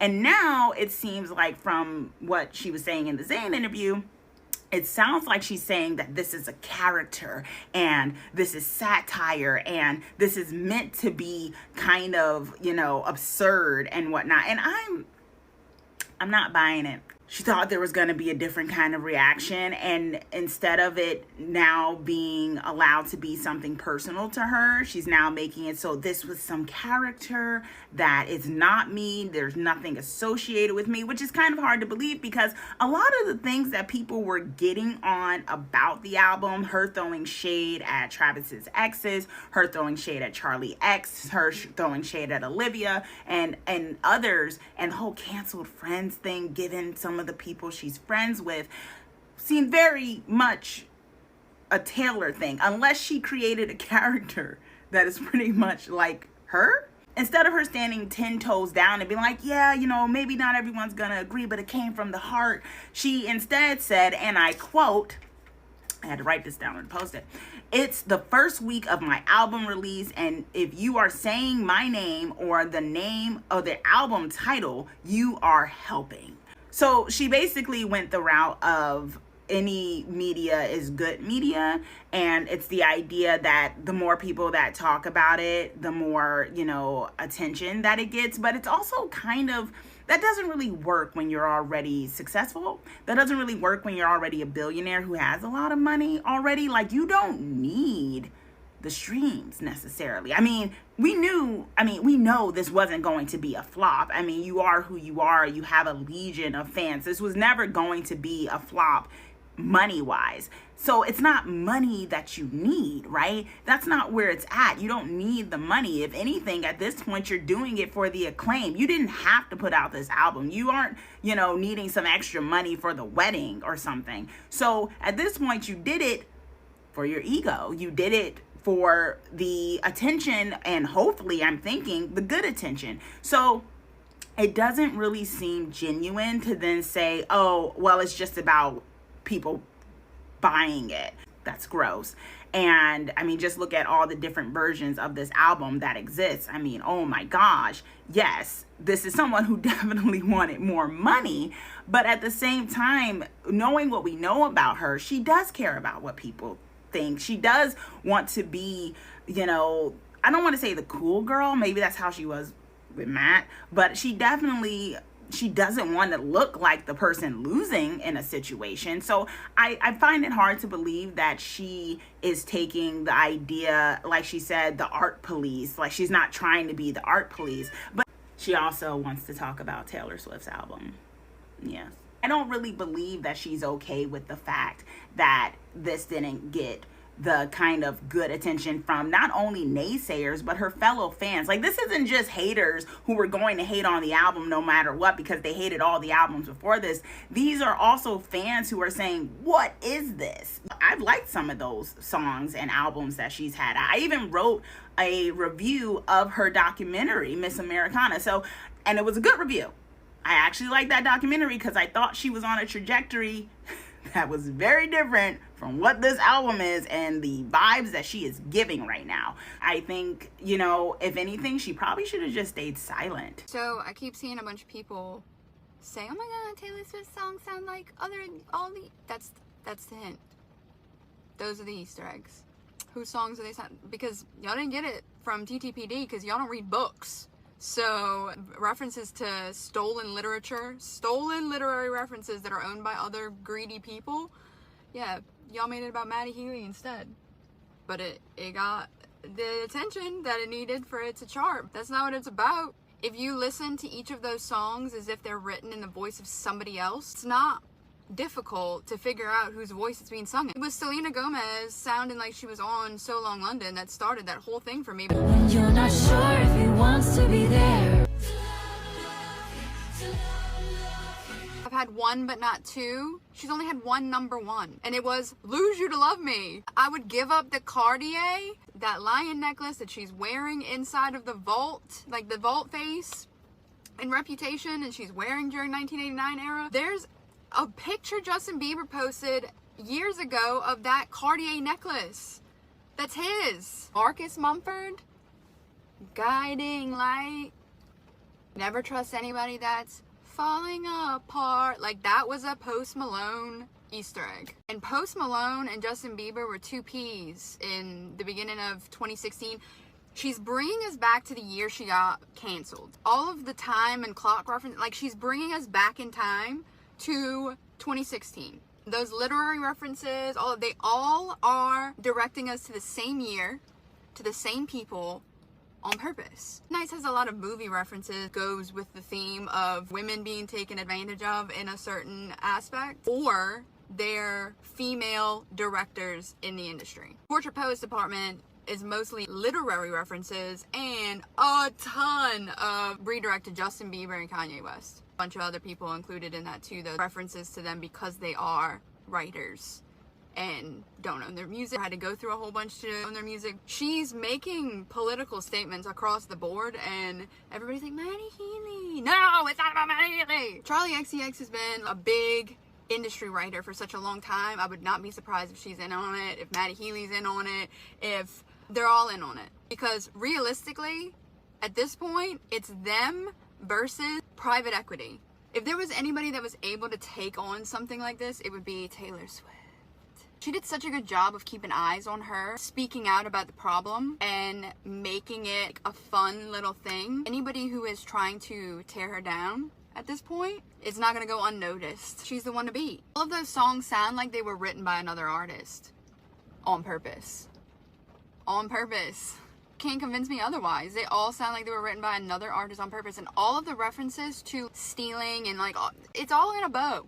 Poor Travis. That was the dead giveaway for me, was that they had only been dating a few months and she wins the Grammy and she's like, okay, I'm dropping a new album, and then it ends up being an entire 31 track double-sided tape of Maddie Healy, and he's like, love this album. No, I don't give a how secure you are. Not anybody would be like, yeah, this is my favorite. So high school. Give that man a little bit more credit. She calls the industry high school. That's like, for years she's done that. So now I think her transition from here is that she's gonna direct. Gonna be behind the scenes. She leaves out of the Midnight's Hour, out of that door, into showgirl. Swift's career was built on the back of her white womanhood. Taylor Swift didn't build her career on the back of her white womanhood. She built it on the back of sleepless nights, endless rejection, and songs she wrote when everybody told her she wasn't enough. Don't rewrite her story because you're uncomfortable with her success. And you're allowing her to convince you that she exists in this high school hierarchy and that she's the underdog. You say we let Taylor Swift convince us she's an underdog in a high school hierarchy. She didn't convince us. We watched it happen. We see her get mocked for writing about her feelings. We see her get ridiculed for dating. We see entire industries profiting off of her for humiliating her, and then act shocked when she turns that pain into art. If you want to have a conversation about privilege, have it. And get away with that because she's white. A person can be born into a body that society favors and still be broken by it. People can't help the skin they're born in. Taylor didn't ask to face every woman's resentment. She wanted to write songs. The fact that her art resonates with millions doesn't make her manipulative. It makes her relatable. What bothers you is that she's still standing when everybody told her she wouldn't be. Taylor Swift is the underdog, not because of her race or her gender, but because she's a woman who refused to shrink. Do better. There are no ethical billionaires to include Taylor Swift. I've said this before, so I'm bracing myself for the impact. But I think that it bears repeating after this new release.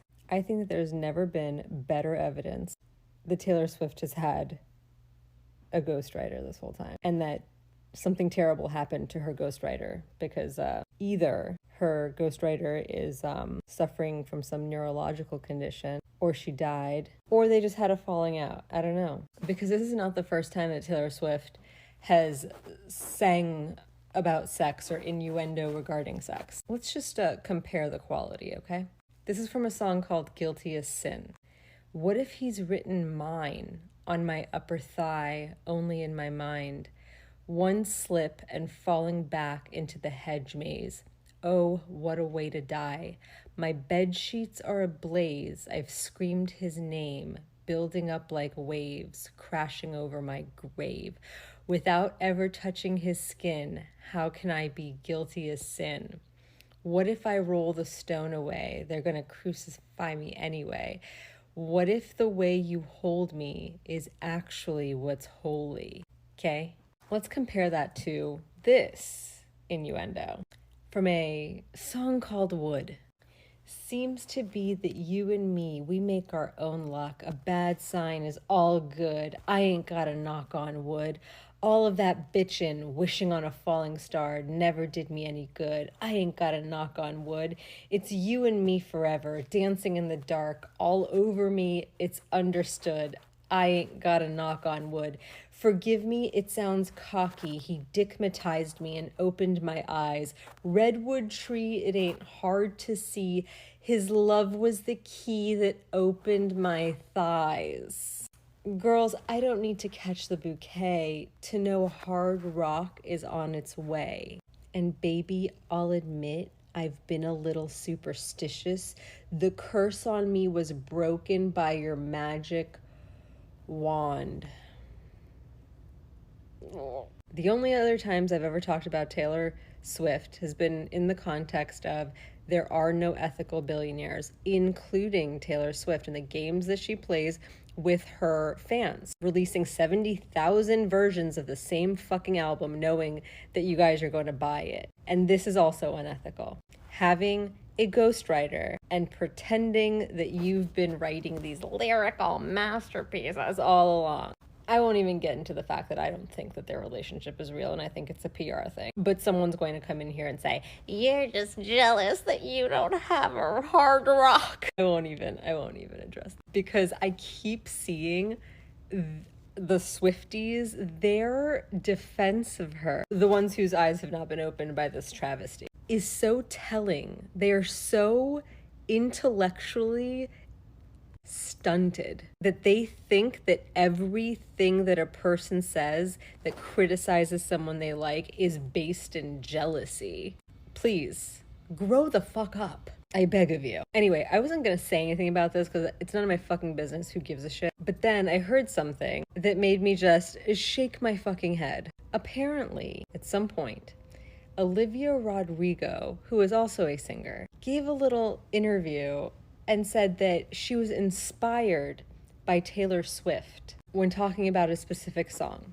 And lots of artists say that they were inspired by other artists. It's a way of like paying homage. It's a way of saying, I'm not like, don't stop giving me so much praise. I've been inspired by the greats. And this is like a subtle, not so subtle ass kissing to Taylor Swift, saying, I'm not trying to compete with you, Taylor. I'm giving you credit. I'm saying that you're the fucking best. I was inspired by you. And rather than take that with some sort of like humility or anything, Taylor Swift demanded a writing credit on that song.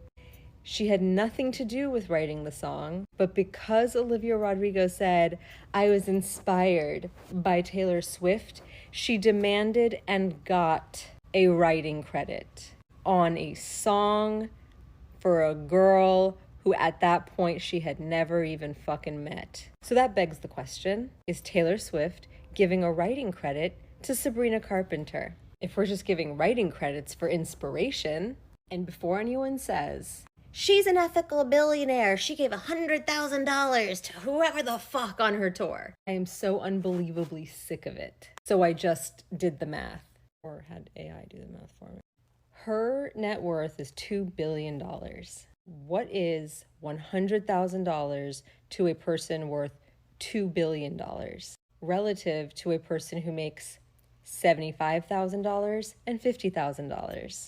Dropping $100,000 as essentially a tip for Taylor Swift is like a person making $75,000 a year dropping $4. It's the same as someone who makes $50,000 a year dropping $2.50.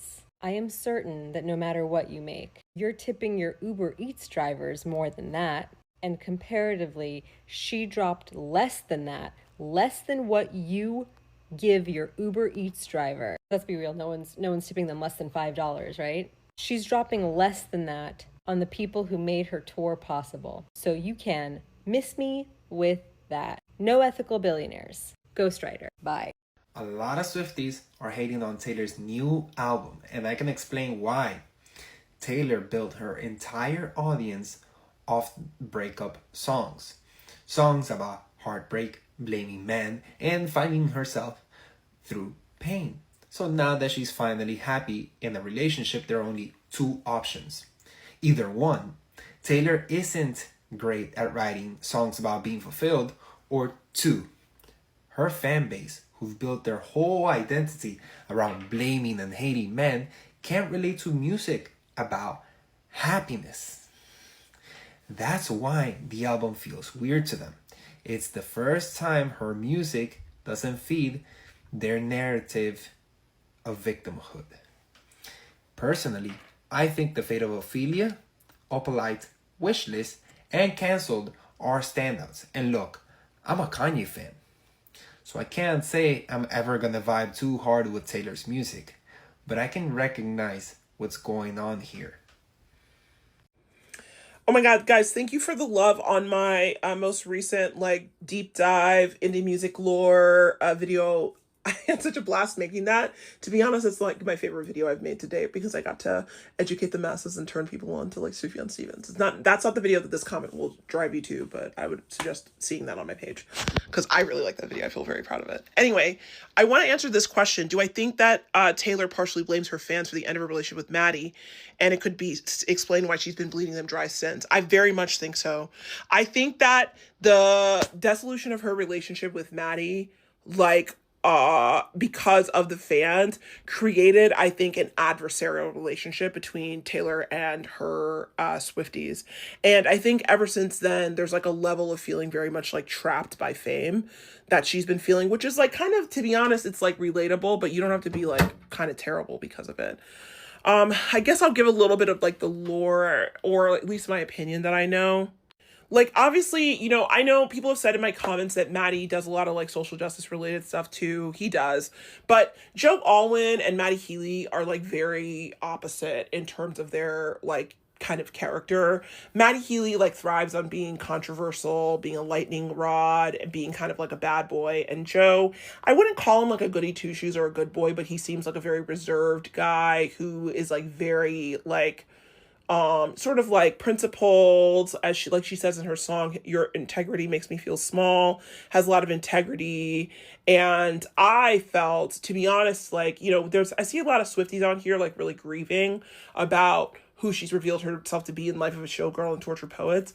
To be honest, for me, even though I would consider myself a Swiftie or at least a fan, I'm not grieving the loss of her character right now, because to be honest, if you guys watch my cancellation series, to me, this is who she showed herself to be in the 1989 era.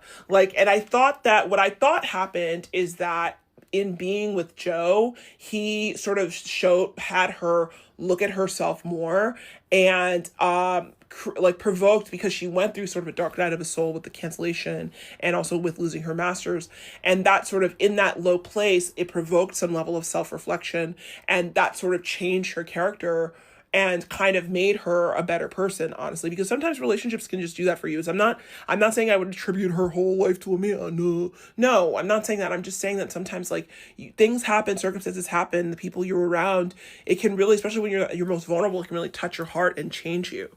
And I mean, I don't know, like that's what I thought. So that's kind of why I got back on board with being a fan of hers again, because I don't know, I thought that I was actually sensing like real growth of character, but I just don't think that that was really the case. And I think that she made that abundantly clear when she started dating Matty Healy.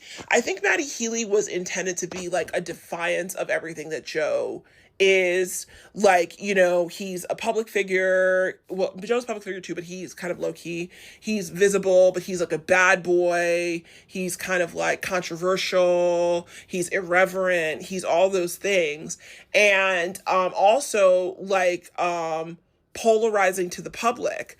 Now, and I think that what ended up happening is that, to be honest, when she started dating him, she was on the Eras tour and there was a lot of money on the line. Like Taylor Swift is unfortunately not a person. Like she has this in common with Britney Spears. Like she's not a person, so to speak, as like as much as an entity. There's a lot of money to be made off of her. And you have to understand when this Matty Healy thing happened, the Eras tour was actively ongoing, right? They hadn't announced the last leg of it. Like there was still money to be made on it. You know what I mean? So the dating of Matty was actually like, honestly, especially the backlash, especially when it came out, the type of material he likes to watch with like Black women getting like brutalized, and you know, the comments he made about Ice Spice.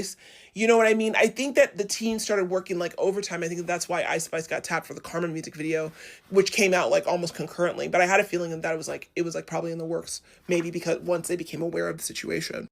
So I really think that what ended up happening is that there was just like too much pressure on that relationship, because like he was getting too closely scrutinized. The things he said and did were getting really scrutinized. And honestly, it felt like, because he ghosted, it's giving couldn't take the heat, so shrank away and disappeared kind of vibes, you know? And I think that Taylor does blame her fans for that. I think that she blames the fans and the backlash. I think there was a whole movement called like Speak Up Now or whatever, which a lot of the Swifties, like, you know, like made a petition telling her that she shouldn't be standing with somebody who's like, you know, such a bad person and blah, blah, blah, blah, blah. Listen, like Matty is obviously like the R word, like he's obviously done like some arsist things and isn't a good person. But like, you know, for me, I don't know. To me, like, I don't know. I mean, I don't really feel like we need to control who people date. Like, it's just not my vibe. So I wasn't really for that campaign. But you could tell that she had an adversarial relationship with her fans in But Daddy, I Love Him, you know, where she's like, you know you can't come to the wedding, I'm having his baby, no I'm not, but you should see your faces, kind of like, you know, it's like, and like also Who's Afraid of Little Old Me, where she's like, you know, woman in like a, you know, in a tower who people are afraid of and that kind of thing, and she's screaming like, you wouldn't last a moment in the asylum where they raised me kind of thing. Like very much so like adversarial type of thing. And I mean, that's one of the things in Tortured Poets that kind of rubbed me the wrong way. I was like, wow, this girl seems like very angry and feels like very controlled. So yeah, I very much think that like she no longer, because like she wasn't doing all these variants and pushing all this stuff so aggressively on Midnight's, the variants that came out, it just felt like she was like, Midnight's was like a living document, and all the different variants that came out, it was almost as if she was like adding addendums to the document until we got the complete like 3 a.m. or till dawn edition that had like the whole story, because I think that her relationship with Joe wasn't definitively over yet, you know? But then I think when the fans like got between her and her relationship with Matty, that's when they became ops and enemies. That's what I think. That's where she felt she has real resentment towards the Swifties, and that's why she feels comfortable exploiting them with all of these variants. And just so you know, like I'm going to talk about this in a different video, but there are 85 different variants of Torture Poets Department. 85! It's on Discogs. Like, Google it. Seriously. And right now, today, I think last I checked, it was 29, but then I saw that 2 more got released. Like, last check on Tuesday. 2 more got released. So it's 31 different variants of Life of a Showgirl. Like, she is mercilessly milking the Swifties for every single dollar. It's really giving Scientology. It's really giving, like, cult. It's really giving, like, just like evangelical church, like, you know, it's just giving like exploitative like cult leader who doesn't actually care about her fan base. And I think that to me, like, I don't know, I just feel like she's really leaned into being the worst version of herself. So I feel very disappointed as a fan. But I'm disappointed, but I'm not surprised because I saw some of these signs earlier on, is what I'll say. That's what I gotta say. The end.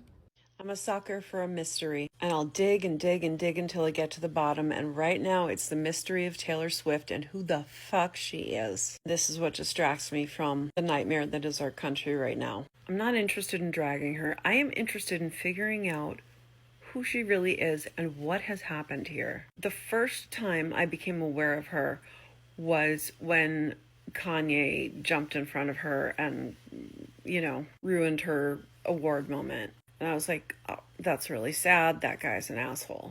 Then I paid her no mind. Not my kind of music. The next time I became aware of her was at the Golden Globes when Tina Fey and Amy Poehler hosted, and they had been brought in to replace Ricky Gervais, and they brought like a nicer, gentler, funny hosting style to the show. And everyone was getting roasted, but it wasn't like egregiously, offensive like it had been with Ricky Gervais. And they made a couple of light jokes about Taylor dating a lot of guys. And I remembered it panning to her face and her looking like she had zero sense of humor and like she was just like daggers coming out of her eyes. And then she came out with the quote of "there's a special place in hell for women who don't support other women," about Amy Poehler and Tina Fey. Tina and Amy, being the consummate professionals and adults in the room, did a public apology to her, which you could tell was just like, it was genuine, but it was also like, oh boy, this girl is, she's a lot, but let's be super nice about it. And I really, really hated whoever this Taylor Swift was, because I thought that was the most psychotic fucking reaction. Fast forward, I've paid no attention to her music, and then Miss Americana comes out. She's awkward, she's creative, she seems genuine, authentic. Turns out she's not a raging Republican, which I had assumed she was. Still didn't turn into a fan, but started, hearing songs that I liked. Wildest Dreams, super catchy, a bunch of different songs here and there, but still, she wasn't like my type of music. I bought the album Midnights for my husband, and we listened to it, and I remember thinking, oh, she sounds cool, and then being like, oh wait, all the songs sound the same. So I kind of didn't really listen to it much. Then Tortured Poets Department came out. I listened and again thought they kind of sound all the same, and boy is this long. Then I got bullied on TikTok by Swifties. And one of their favorite things to say is, have you never taken an AP English class? Actually, I went to a conservatory and studied Shakespeare and literature for 4 years. And I grew up surrounded by it. But I was really swept up in the enthusiasm and controversy over the album. And what happened is I did give it a chance. And what happened for me was I related to a lot of the songs, and I loved how much I could hear the pain in her voice. There was something really authentic about it. And not just the painful ones. I liked some of the songs that weren't painful too. It was raw to me. Like, it was messy. It was a messy album. But I was like, you know what?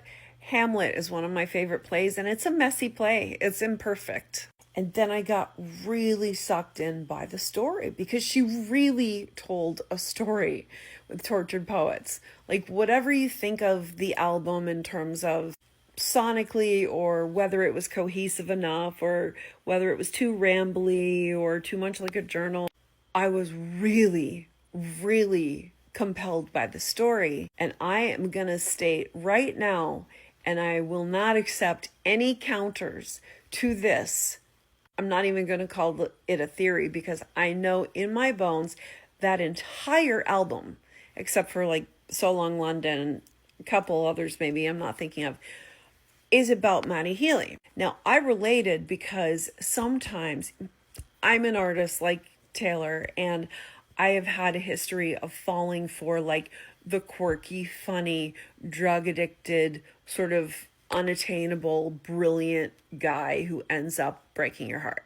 And I also related to getting out of a long-term relationship that you thought was going to be the thing and getting involved with someone wild, crazy, exciting, who makes you feel so alive and then drops you on your ass. So I was relating hard. And I also found a lot of meaning layering in there really interesting to my brain. And I have like an overthinking brain that likes to dissect things and find meaning. I was a little put off by the song Thank You Amy, because it seemed so immature, but at the same time I definitely saw Kanye and Kim as the villains, and I believe they are just trash people. I was also a little put off that she like named people, like in, is it Tortured Poets, when she says like, you had said that to Lucy and I had said this to Jack and you said you would unalive yourself if I ever left. Like I was like, ouch.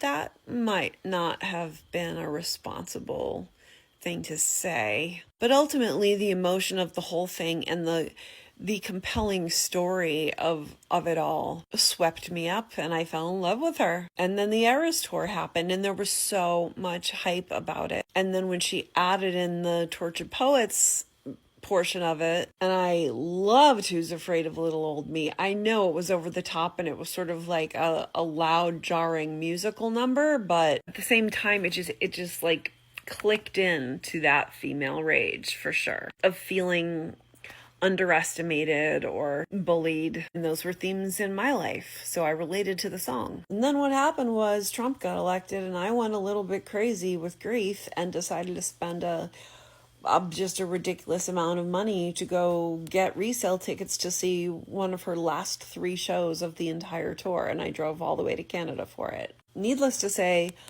shit's been bad in our country for the last year now, and I've been really looking forward to something from her, and we finally got it, and I listened to it by myself, and it was in the middle of the night, and when I woke up in the morning, I got on TikTok and I made a video without looking at anyone else's opinions, without hearing anyone else's feelings about it. I wanted to say my unadulterated, pure opinion without any other influence. And what it felt like was a sense of, I'm confused, I'm disappointed, I feel like that was soulless, and what happened? Where is she?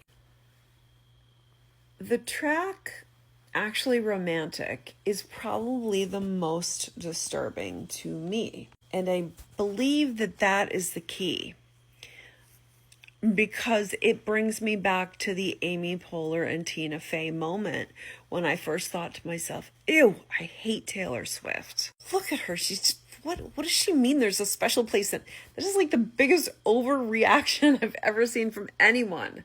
Everyone else in that room like took their, the jokes that were made about them like you're supposed to do at those shows, unless it's something really egregious. They barely razzed her. And now I'm thinking about this album, and it's making me think about that moment and my first impression of her. And it's making me think about the entire 31 song album of Tortured Poets. And I'm thinking, this girl has got a serious, serious problem with feeling slighted in like a pathological way.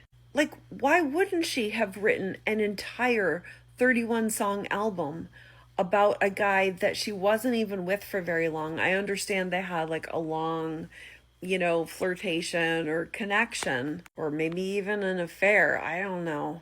She sings about having illicit affairs, so he was not her full-fledged boyfriend for any significant amount of time, ever. But she is like pathologically overreacts to feeling slighted. And that's why we get these vicious diss tracks, and this latest one being the most vicious. There's always some revenge theme. And my theory now is that she did this album as a palate cleanser because she's so embarrassed about Tortured Poets, because she put her feelings and her broken heart and her broken ego out there for the entire world to see. And then he has gotten married or engaged. And if Charlie XCX is in fact friends with Gabriette and Maddie Healy and calls her boring Barbie, that's gonna eat her up, which is why she had to write this album, slapdash, throw it together, and brag that she's now got the perfect hot guy with a giant dick. And that's why the album sucks. All that said, I find this album extremely catchy musically, but I've been like a detective looking for clues as to why we're seeing a side of her that was not apparent before. And this is what I have dug up and come up with, and it's clicking for me. It's making sense. She's wildly hypersensitive and vindictive. So Taylor Swift is definitely in the midst of an identity crisis, and she's spiraling on a very public stage. And that's something that I want to address and talk about from a perspective of empathy and understanding. As someone who used to be a really, really big fan of hers, it's obviously no secret that, honestly, I didn't care for her last couple of albums, but I particularly really, really didn't like her recent album, and I've said a lot of very negative and very critical things about the album and about her as a person on this page recently. But this is a conversation where I want to open the door to a more empathetic and more human reading of the elements of her behavior and the things that she's done over the past couple of years that I haven't particularly enjoyed as a fan of hers, but that I do think are understandable if you look at it from the perspective of what she as a person has gone through and experienced. And I think that the main root cause of all of this is that she is someone who obviously exists at a level of like mega superstardom that none of us can comprehend, and the human brain is not meant to experience that. There's no way that you can go through that and come out the other end as like a normal adjusted human being. You just can't. And she's particularly someone who not only exists at that level of like hyper mega celebrity, but she also is a person who knew that she was experiencing the peak of her career while it was happening. And what I mean by that is that there's no way to top the Eras Tour. Like, she could go on to have a decades-long career as a very successful artist in the future, but she's never going to top it. There's no way to ever achieve a bigger cultural moment than what the Eras Tour was. And I think that there's maybe a lack of understanding there from the wider Swiftie fan base, because a very common response that I'm seeing to the like criticisms and negative feedback that this album is receiving is that like, oh, well, it's just misogyny and it's being directed at her because she's a woman at the peak of her career. And this isn't the peak of her career. Like, if you've been a Swiftie as long as I have, you know the peak of her career was from 2020 to like early 2023. It was like Folklore to the very, very beginning of the Eras Tour. And then after that, I think she rapidly achieved a level of like media hypersaturation that started the pendulum like swinging back the other direction. And it reached a point where like everyone from like the general public to frankly a lot of her fan base was kind of starting to get sick of her, because she was becoming present in cultural conversations and cultural spaces that weren't necessarily her lane. Like the NFL, for example, she got involved with Travis Kelce, and then all of a sudden she becomes like the face of the Super Bowl. It was a very strange progression for her image. And I think there's a lot of reasons why people have been kind of like deconstructing the ways in which they engage with her as fans during that time over the past couple of years. But the reason why we saw that behavior from her, the reason why she is achieving this level of like cultural saturation, and the reason why she is like pumping out album after album without seeming to put in the time and effort to achieve the level of artistic quality and integrity that we've come to expect from her, is that she experienced the peak of her career. She knew that's what it was while it was happening. And instead of really taking a beat to process and accept what that meant for her, she's spent the intervening years just frantically, desperately trying to keep that moment going, staying in the forefront of public consciousness for as long as humanly possible, getting into this incredibly high-profile relationship, sort of inserting herself into cultural spaces that you wouldn't necessarily expect her to be associated with, and then like creating like album after album after album after album, and every album has like 50 million variants, and you can tell that she has this like frantic, desperate need to wring every possible drop of attention and engagement out of every aspect of her life right now. And that's the root cause of what I think a lot of people are seeing and reacting to right now as a lack of authenticity, or this incredibly pushy and commercialized and aggressive approach that she's taking to her marketing and her public presence. And I think the reason why she was able to achieve such a genuine level of artistry and authenticity with like Folklore and Evermore is because she was coming from a place of no expectations. Like, her career had kind of been on a decline since Lover, and then COVID happened, and there was a lapse in our kind of like typical culture of celebrity and consumerism, and this was something that she just kind of like put out in that space and in that beat, and that's why it resonated so deeply, and that's why it was the artistic phenomenon that it was.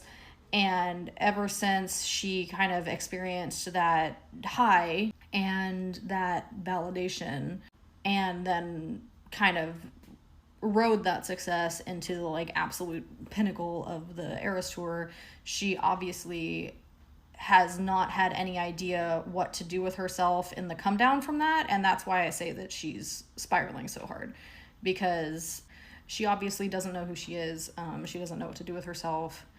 And as a result, she's frantically churning out more and more content, more and more product, and trying to stay at the forefront of culture in the way that she genuinely was for a couple of years. And I can relate to that. I can empathize with it on like a very microscopic level, because as someone who's simply experienced going incredibly viral a couple of times on this platform and other platforms, I understand that when you do achieve that rush of success and validation and attention, it's addictive, and you want to keep it going. The second that you experience it for the first time, you try to make it happen again. And especially the scale where she's experiencing it, it's completely understandable that it broke her brain a little bit. Like, she is spinning her wheels and desperately trying to hold on to that moment of peak cultural relevance, and failing, because that's unfortunately not how media and not how culture and not how society works. But from a human perspective, it's incredibly understandable why someone would react that way. But at the same time, she's going to hit a point where she's going to have some type of reckoning with herself, of who she is now, of what that looks like, and of where she's going to go from here. And again, as someone who has been a very, very big fan of hers for a very long time, I hope she figures it out. I hope that she comes out the other end healed and with clarity and vision for where she sees her career going in the future. But right now she's not resonating, because she's not coming from a place of artistic integrity and intention. She's coming from a place of desperation, and I think she's very lost. So I just wanted to pop on here one more time. Hello to all the Swifties out there. Here's the thing I wanted to say. I've seen a lot of commentary from white women who are saying things like, well, I'm trying to be a good ally and I want to listen to Black women, and I just feel that this is offensive and this is just wrong. And okay, that whole energy of I want to listen to Black women, keep that same energy about things that are more important than how you feel about Taylor Swift's last album.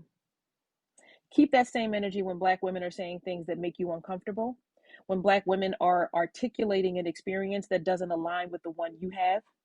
Keep that same energy.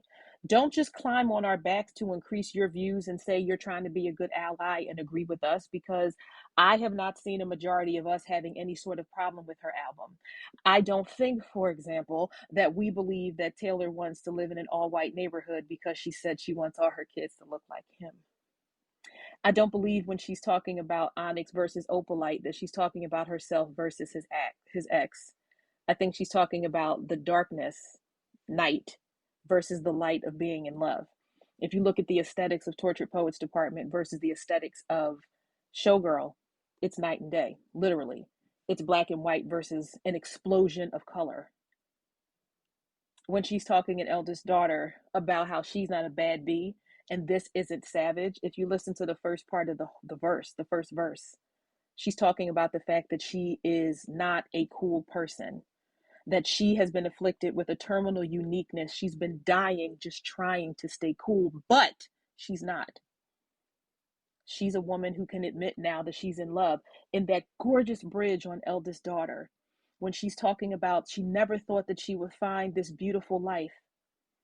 There are things she said were dumb, not because she didn't want them, but because she never thought she'd have them. See, she's in her soft girl era right now, even with all of her awkwardness, which is why she resonates with so many of us, regardless of our skin tone. Now, if you're not an awkward person, if you're not left of center, if you're not a whole bunch of things, she may not be the artist for you, and that's entirely fine. But to sit there and call her a bunch of names because what she's doing doesn't resonate with you, don't climb on the backs of Black women if that's something you've always wanted to say. Stand in that energy on your own and leave us all the way out of it. Please and thank you. If Taylor Swift is the queen and the crowd is her king, what does that mean for Taylor Swift, particularly if she does not want to lose her crown? I'm going to get into the Travis Kelce of it all because I think he is a really important character in the story of the showgirl. In the song, The Life of a Showgirl, Taylor tells us that she's married to the hustle, right? She's told us multiple times her cats are her babies, but really her music is her babies. Her albums are her children. In Lavender Haze, Taylor says basically she's so sick of this 1950s shit they want from her, right? They can only see her as a one night or a wife. So you're Taylor Swift and you are married to the hustle and your albums are your babies, but everyone in the world who adores you, these fans who are your king, the crowd is your king, all they want is to see you get married and start having babies, right? They want you to get your happy ending. It is benevolent, but it is also something that they're looking for, asking for, and almost in some ways demanding of you. You look at the Bejeweled music video, she is poking fun at the idea that a marriage proposal is the greatest thing a woman can aspire to. And in that video, Taylor gets the keys to the kingdom, ghosts the prince, and keeps the castle. But that is not the narrative that her king, the crowd, her king, wants to hear. Taylor's relationships have been mostly private. Like, even when we know she's with someone, we don't see them a lot. I'm leaving Karlie Kloss out of this one. That's a whole other video. From the beginning, the Travis Kelce love story has been a very public affair, right? We see them out together. They talk about each other. There is nothing about this relationship that they have tried to keep private or for themselves. And the crowd loves it. When Taylor performed 15 during the acoustic set and she sang the line about dating the boy on the football team, the crowd went absolutely apeshit. But it's almost like they didn't hear the part that came before that you will do things greater than dating the boy on the football team. He is the prize, right? Travis Kelce is the guy on the Chiefs coming straight home to her. Another thing where whenever she sang it, the world lost their damn minds. Her king, the crowd, wants to see her with someone like Travis Kelce. They want the American royalty love story. They want to see the homecoming king and queen get married and squirt out a bunch of babies. I don't know if she and Travis have an actual love story or if this is some sort of PR relationship for whatever reason. I don't know Taylor. None of us do. But I will say that if you are looking at Taylor through the lens of like, I am the queen, but the crowd is my king, and I'm doing everything I can to keep them looking at me, having a love story with someone like Travis, the conventionally handsome sports bro, that is giving the crowd what they are demanding of you. When she got engaged to this guy, 38+ million people liked the Instagram post announcing it. A couple months before that, we got the post where she told us that she was able to finally buy back her masters and that she now owned everything. And to this day, that post has a fraction of the likes that her engagement announcement does. This drives me absolutely batshit because I think it's so disrespectful to Taylor as an artist that people are so much more heavily invested in her impending nuptials. We don't spend nearly enough time talking about how Taylor Swift single-handedly changed the entire music industry, like down to how artists are signed, the way the contracts are structured because of the Taylor's versions. Like, so she got her masters, and yet the general public, they are much more invested in the romance with Travis Kelce. So let's talk Wishlist. A lot of people are hearing Wishlist in a certain way. They're hearing it as a song where Taylor admits, people want whatever they want. I just want him. I cannot for the life of me hear this as a straight up face value song. I just can't. When I hear Wishlist, I hear Taylor Swift saying, fine, you don't want me to be a complex female character. You don't want me to want the Oscar. You don't want me to care about the money. Fine. I will tell you that I want none of that. I will tell you that I want him. I want the gift-wrapped suburban dreams. I want the house with the basketball hoop at the end of the driveway, and I want to make a block of babies just like my sports bro fiance. And while I'm at it, I'm going to throw in an ode to his dick because you guys are going to eat that shit up. Heard it when I said it. I shouldn't have said it that way.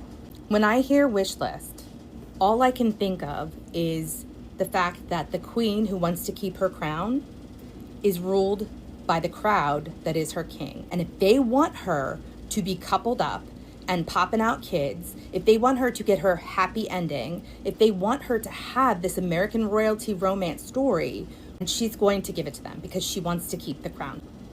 This is the world we live in, right? She can't possibly be happy and fulfilled unless she's got a ring on her finger and some babies in the backseat of her SUV. When people hear a Taylor Swift love song, they're always trying to figure out who the muse is. But I think more times than not, the muse is her fans. The fans that made her the queen, that gave her the crown in the first place. If you listen to The Fate of Ophelia and sub in the idea that the fans are the ones who rescued Taylor, it's a completely different song. Because when you think back to the Reputation era and the old Taylor Swift who couldn't come to the phone because she was dead, who called her from the grave? It was her fans. So when everyone else in the industry was trying to shut her down, hashtag Taylor Swift is canceled, who was there? Who brought her back to life? Was it a man? Or was it her fans? I could talk about this for hours. I mean, I was an English major in school. Semiotics, the study of signs, is my jam. Like, I love it. Decoding her, figuring out all of the symbolism and the puzzles and the hidden messages, that's part of the fun of being a Swiftie for a certain, audience. We know she is a mastermind. We know she is the queen of the Easter eggs. So why in the world would anybody, but especially a music critic, why would they take this album at face value? Why would they only look at what's on the surface and not dig underneath? I don't think there's any way that we will fully be able to understand or appreciate the life of a showgirl until we get TS13, and that's fine. I'm here for it. And this concludes part 1 of my dissertation on Taylor Swift. Yeah, I'm happy to answer this. Pardon me, guys, I'm still sick. So, I'm recovering, and that is why I am in bed while I answer this, okay? First of all, The Tortured Poets was the first of now 2 albums that I've pre-ordered that I have regretted ordering. And that I have had to send to my niece because I ended up disliking the album in general.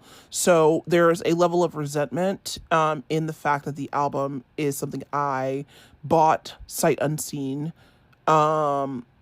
and felt disappointed by. So I do have some fiscal regret about that. And I think my anger is more significant this time because fool me once, shame on you, fool me twice, shame on me. So it's very much my fault that I ordered Life of a Showgirl after being disappointed with Tortured Poets.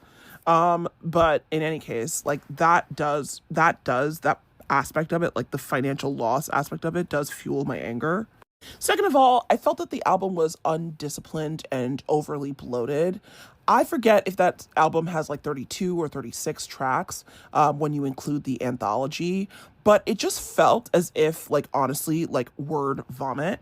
I felt as if she was just simply, putting all of these songs that were unedited, under-scrutinized, not looked at, not worked that hard on, and just kind of pouring the slop onto her fans and saying, here, damn, and you guys are going to buy whatever I sell, so who cares? And I think for me, it just displayed a lack of artistic rigor and care for her artistry that I found to be deeply bothersome. With that said, despite the fact that I found the album to be totally bloated, and this actually is part of what annoyed me, if you really pare down Tortured Poets, you can definitely find 10 to 12 like really, really good songs on that album, which is absolutely not something you can say about Life of a Showgirl, which in essence makes Tortured Poets a better album, but still I do think that it was bloated. I also found the title to be deceiving as somebody who has a degree in English, okay? The writing of the album to me is kind of cringy and try hard, and it plays on the fact that the general public reads at about an 8th grade reading level. And so because of that, they think that if you're using like 4-syllable words, that means that what you're saying is intelligent. When really that album is at best written at the level of like a junior in high school, or maybe senior in high school, like B- B level AP English student who thinks that right-clicking the words they use and going on thesaurus.com makes what they are saying sound smart, when a lot of times the words that they're using are not precise, are sloppy, and simply just not concise, and not the best way to say anything. So as somebody who has some level of like higher education in English and like kind of cares about language, and who actually does read not only books but also poetry, the idea of calling yourself a tortured poet and putting out an album that is at best at a 10th grade reading level really, really offended my senses. And I understand that it is a bit elitist, that perspective is a bit elitist in its conceit, and I'm able to admit that, okay? I also did not like the sort of character issues that she displayed on Tortured Poets Department. If you have been watching my series or my content about Taylor Swift, you will kind of see that I'm a person who was biased towards Joe, or who at the very least felt, I don't think that relationship was like the right relationship for her, because I just think that their values are fundamentally different. But I do think that he added a lot to her life, and that relationship was like a positive influence on her for the time that it lasted. And as somebody who also has like struggled with depression, I really, really, really felt resented and felt disgusted by the fact that she publicized his private struggles with mental illness on her album, which I think to me felt like something that she had never done before, and perhaps had even promised him that she never would do, but that she decided to violate in the album. I also felt that the album gave evidence of like emotional cheating. It was very clear that there was an overlap between Joe and Maddie, and that instead of grieving her relationship with Joe, she transferred her feelings onto Maddie. And like I feel like a song like Guilty as Sin, at the very least, and even Fresh Out the Slammer, at the very least, like betrays a level of like emotional cheating, if not physical cheating. I also really did not like the fact that she doxed Joe's favorite bar with the black dog. Joe's team came out and said like, oh, he doesn't go to the black dog, but like the owner is like selling merchandise and saying, oh yeah, certain blonde-haired, blue-eyed Englishman frequents here, which is like so annoying and so petty to like just out of spite and meanness like take away somebody's like favorite bar just because you have like the power of your Swifties. Like I feel like that was like really disgusting. And I just thought it was like really immature. I think that her and Joe had like a mature, it seemed to me to be like a loving adult relationship that I think that should have not gotten the same treatment of all of her other exes. And I think that seeing it be sort of conflated with a fling for all intents and purposes, despite the fact that they were together for such a long time, and her feelings for him kind of like diminished, and also his depression exposed, I felt was very like petty and showed and betrayed what I think was further exposed on Life of a Showgirl as some like major flaws in her character. And to that same point, I also did not like some of the character issues that she displayed on some of her songs, like Who's Afraid of Little Old Me, But Daddy I Love Him, even Down Bad. And worst of all, like, Thank You, Amy. It just shows a level of like petulance and lack of maturity and like lack of emotional growth that reminded me of 1989 Taylor, and when she was displaying a lot of characteristics that I really didn't like. I just felt that for somebody who is like around my age, like she was processing what had happened to her in an incredibly immature way. And to be honest, as I didn't like that. And I think that a lot of her fans are Gen Z or at least Zennials, and they are not her same age. But for me, as somebody who is also in my mid-30s, like, you would never catch me processing a breakup in that manner. And also even processing my feelings, and like, it just showed a complete lack of self-awareness of her context in the wider world that she only further portrayed on Life of a Showgirl. So I really hated that as well. Okay. So, in conclusion, I do think that there are some good tracks on that album, but there are a lot of things I disliked about Torture Poets. Oh yeah, and most importantly of all, the fact that this woman released 85 variants and weaponized those very variants to block various women in pop from getting number ones on the Billboard chart.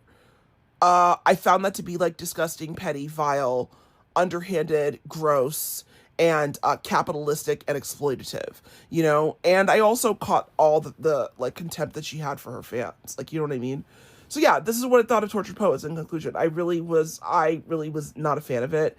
I do admit that there are at least some good songs on it, but the album is not coherent. It's bloated. It should have been edited, and it betrays some of the sort of worst aspects of Taylor Swift's character, which she further put on display at an even higher volume during on this Life of a Showgirl, and also was the beginning of her naked capitalist exploitation of her fan base and her adversarial relationship with them, as demonstrated by songs like But Daddy I Love Him. So if you must know, while I am recovering, I will at least put out a little content explaining this. So I hope you enjoy, and I have answered your question. Thank you. Bye. You can no longer rate The Life of a Showgirl on AOTY or Metacritic because the Swifties bullied them so bad about how bad the reviews were. Those are two sites that add up record reviews and show sentiment. Metacritic particularly does it across like how Rolling Stone feels about it, how Entertainment Weekly feels about it, and then rates it on a scale. And the Swifties did their thing where they are like, you know, there's a reason people don't like reviewing her records, is because you fear getting doxxed and harassed, and they've done their thing yet again, and you now can no longer rate the record because the reviews are so bad. So Taylor Swift went on the Graham Norton show, and they were talking about how, like, the Swifties sort of organically started doing the, like, friendship bracelet thing, and Taylor was like, my team had nothing to do with that. Obviously, if we had known it would take off like this, I would have invested in the beads, because, haha, I'm rich in capitalism. And it's like, I just think it's such an interesting window into her psyche that she looks at this, like, this organic, like, active community that her fans have created, where they bond with each other over her music and what she means to them, and views it through the lens of, like, how can I profit off of this, rather than just thinking it's, like, really special that, like, that's the impact she has on people and she's bringing people together. I think that's really interesting. And I mean, when you think about the fact that, like, she's releasing variants and voice notes, and she's, like, bottling up her farts for her fans and shit, like, just any way to milk another dollar, it really is interesting to, like, think about how that impacts her music, especially given the fact that her last 3 albums have been shite from a boot. Like, I just think that if I were her fan, I think I would feel a little bit, I would feel, like, foolish. I would feel like I have been made to be a fool.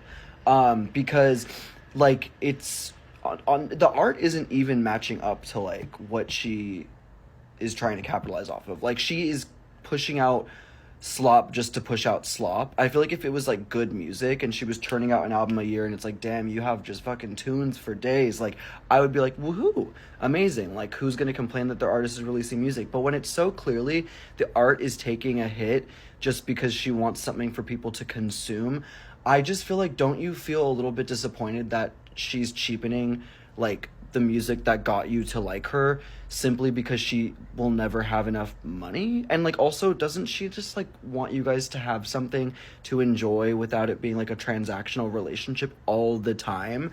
I just feel like this, like, you know, I come from a position of bias. I'm not a huge fan at all, but I think it's interesting that like she views her career as just like, I need to be the best and have the most money, the most awards. Like, it's like a numbers game. It's very much, I have to tick all the boxes and then draw more boxes and keep ticking them. And it's like, why don't you just appreciate the fact that your fans have a really special connection to you? Have like the most engaged, like, active fan base. You could move, like, she literally could use that platform to like educate her fans on an issue or just promote awareness for like an issue close to her heart. Like, not to, you know, but like when you have a platform that big, and instead of like, you know, she endorsed Kamala, but instead of like, you know, now trying to point out like what Trump is doing that's horrible in this country, for example, which would actually like really influence a lot of people to pay attention, because, you know, allegedly she wanted Kamala to win. So wouldn't you be like horrified at what Trump is doing?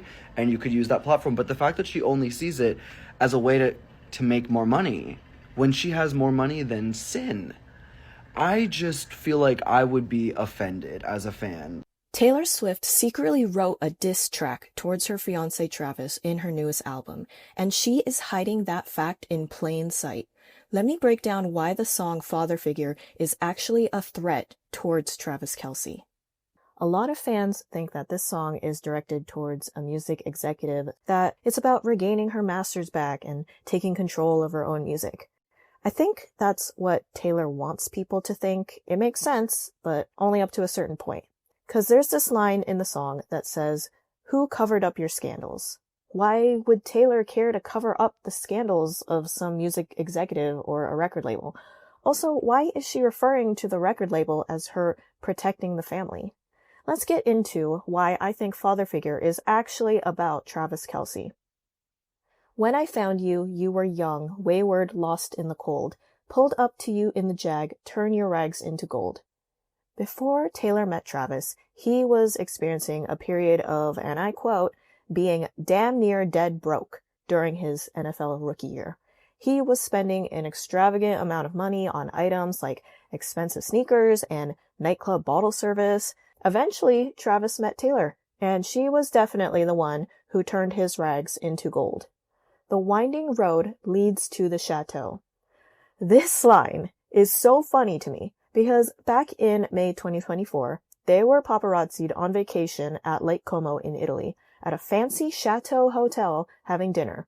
I cannot get over these photos because when it came out, everyone clocked how staged it was and how weird it would be to be having dinner on the front lawn of a hotel directly in front of the paparazzi. Like, just look at it on Google Maps. They could have sat in the back side of the hotel away from the street, but instead they arranged to set up a table and sat directly facing the front entry gate to a public street. I cannot get over that. It was staged. That's the chateau. Next line. This love is pure profit. Now, before you click away, this is not a Gaylor theorist video, okay? I made a video previous to this one about the life of a showgirl and how it relates to the Tortured Poets department. And spoiler alert, it has to do with Maddie Healy. All right, let's keep watching. Okay, well, I mean, this line straight up says it. It's a business relationship, but I guess it makes sense coming from a guy who had his own dating reality show. I showed you all the tricks of the trade. All I ask for is your loyalty, my dear protege. Taylor showed him all the tricks in the industry on how to become successful and famous, and in return, she asks that he play along with being part of America's favorite couple. They'll know your name in the streets. Leave it to me. I protect the family. This line, "I protect the family," repeats throughout the whole song, even when Taylor ends up being the father figure at the end. If this song is about a record label, whose family is she protecting? I don't think she would care that much about a company unless it was her own business with her own reputation tied to it. Labels don't work like that. Well, the family is actually the entire Kelsey family. The Kelseys have certainly become a lot richer and more famous since involving themselves with Taylor. Travis's brother Jason is getting a lot more business deals and sponsorships, and his podcast is huge. Travis's mom, Donna, is getting brand endorsements and all of these new media ventures, and honestly weird because who gives a shit about Donna Kelsey? My point is that they're pretty much like the Kardashians at this point. But then it goes, "I saw a change in you, my dear boy. They don't make loyalty like they used to." Uh-oh, what's happening?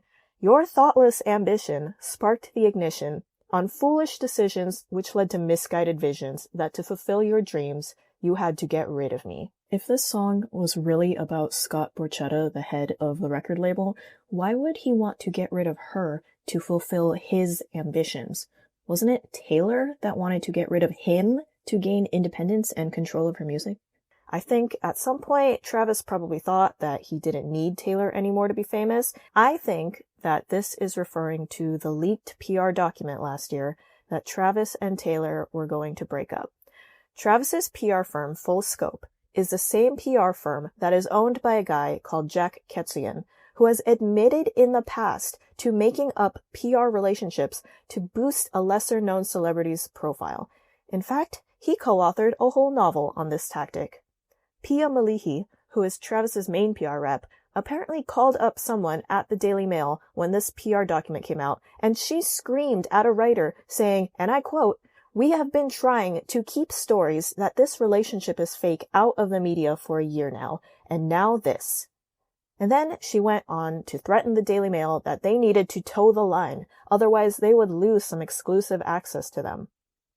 So yeah, personally, I think this document was real, and that Travis's team, who is far less experienced than Taylor's, freaked out over it and called it fake, that the relationship was planned to end.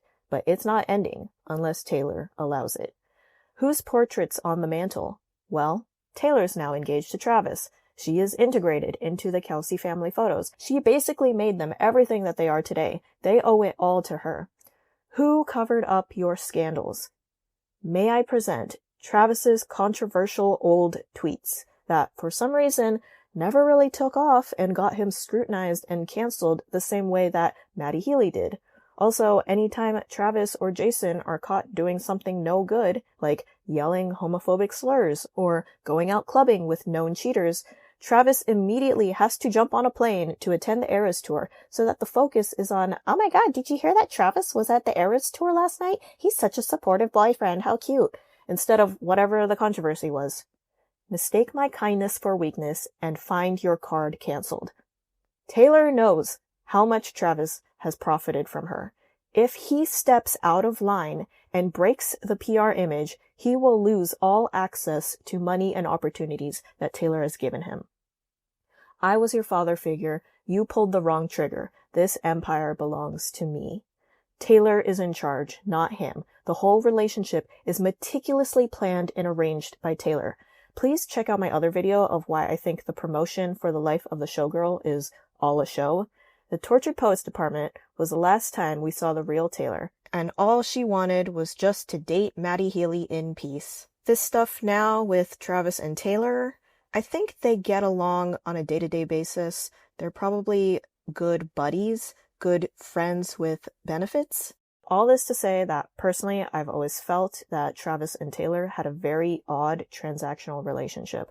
This song is a threat for Travis that if he steps out of line, he will be tossed to the wolves like a bad Taylor ex. So yeah, something's up. Now the question is Maddie Healy aware of any of this?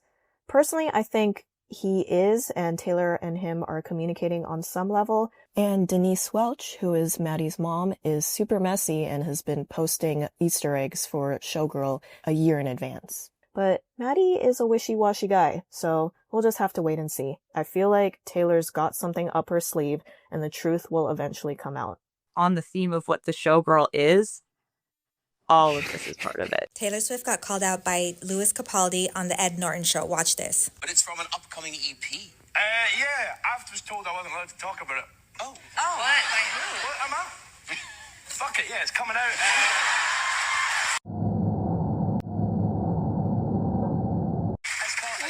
It's called Survive, and it's coming out later in the year. Fantastic. Yeah, thank you very much.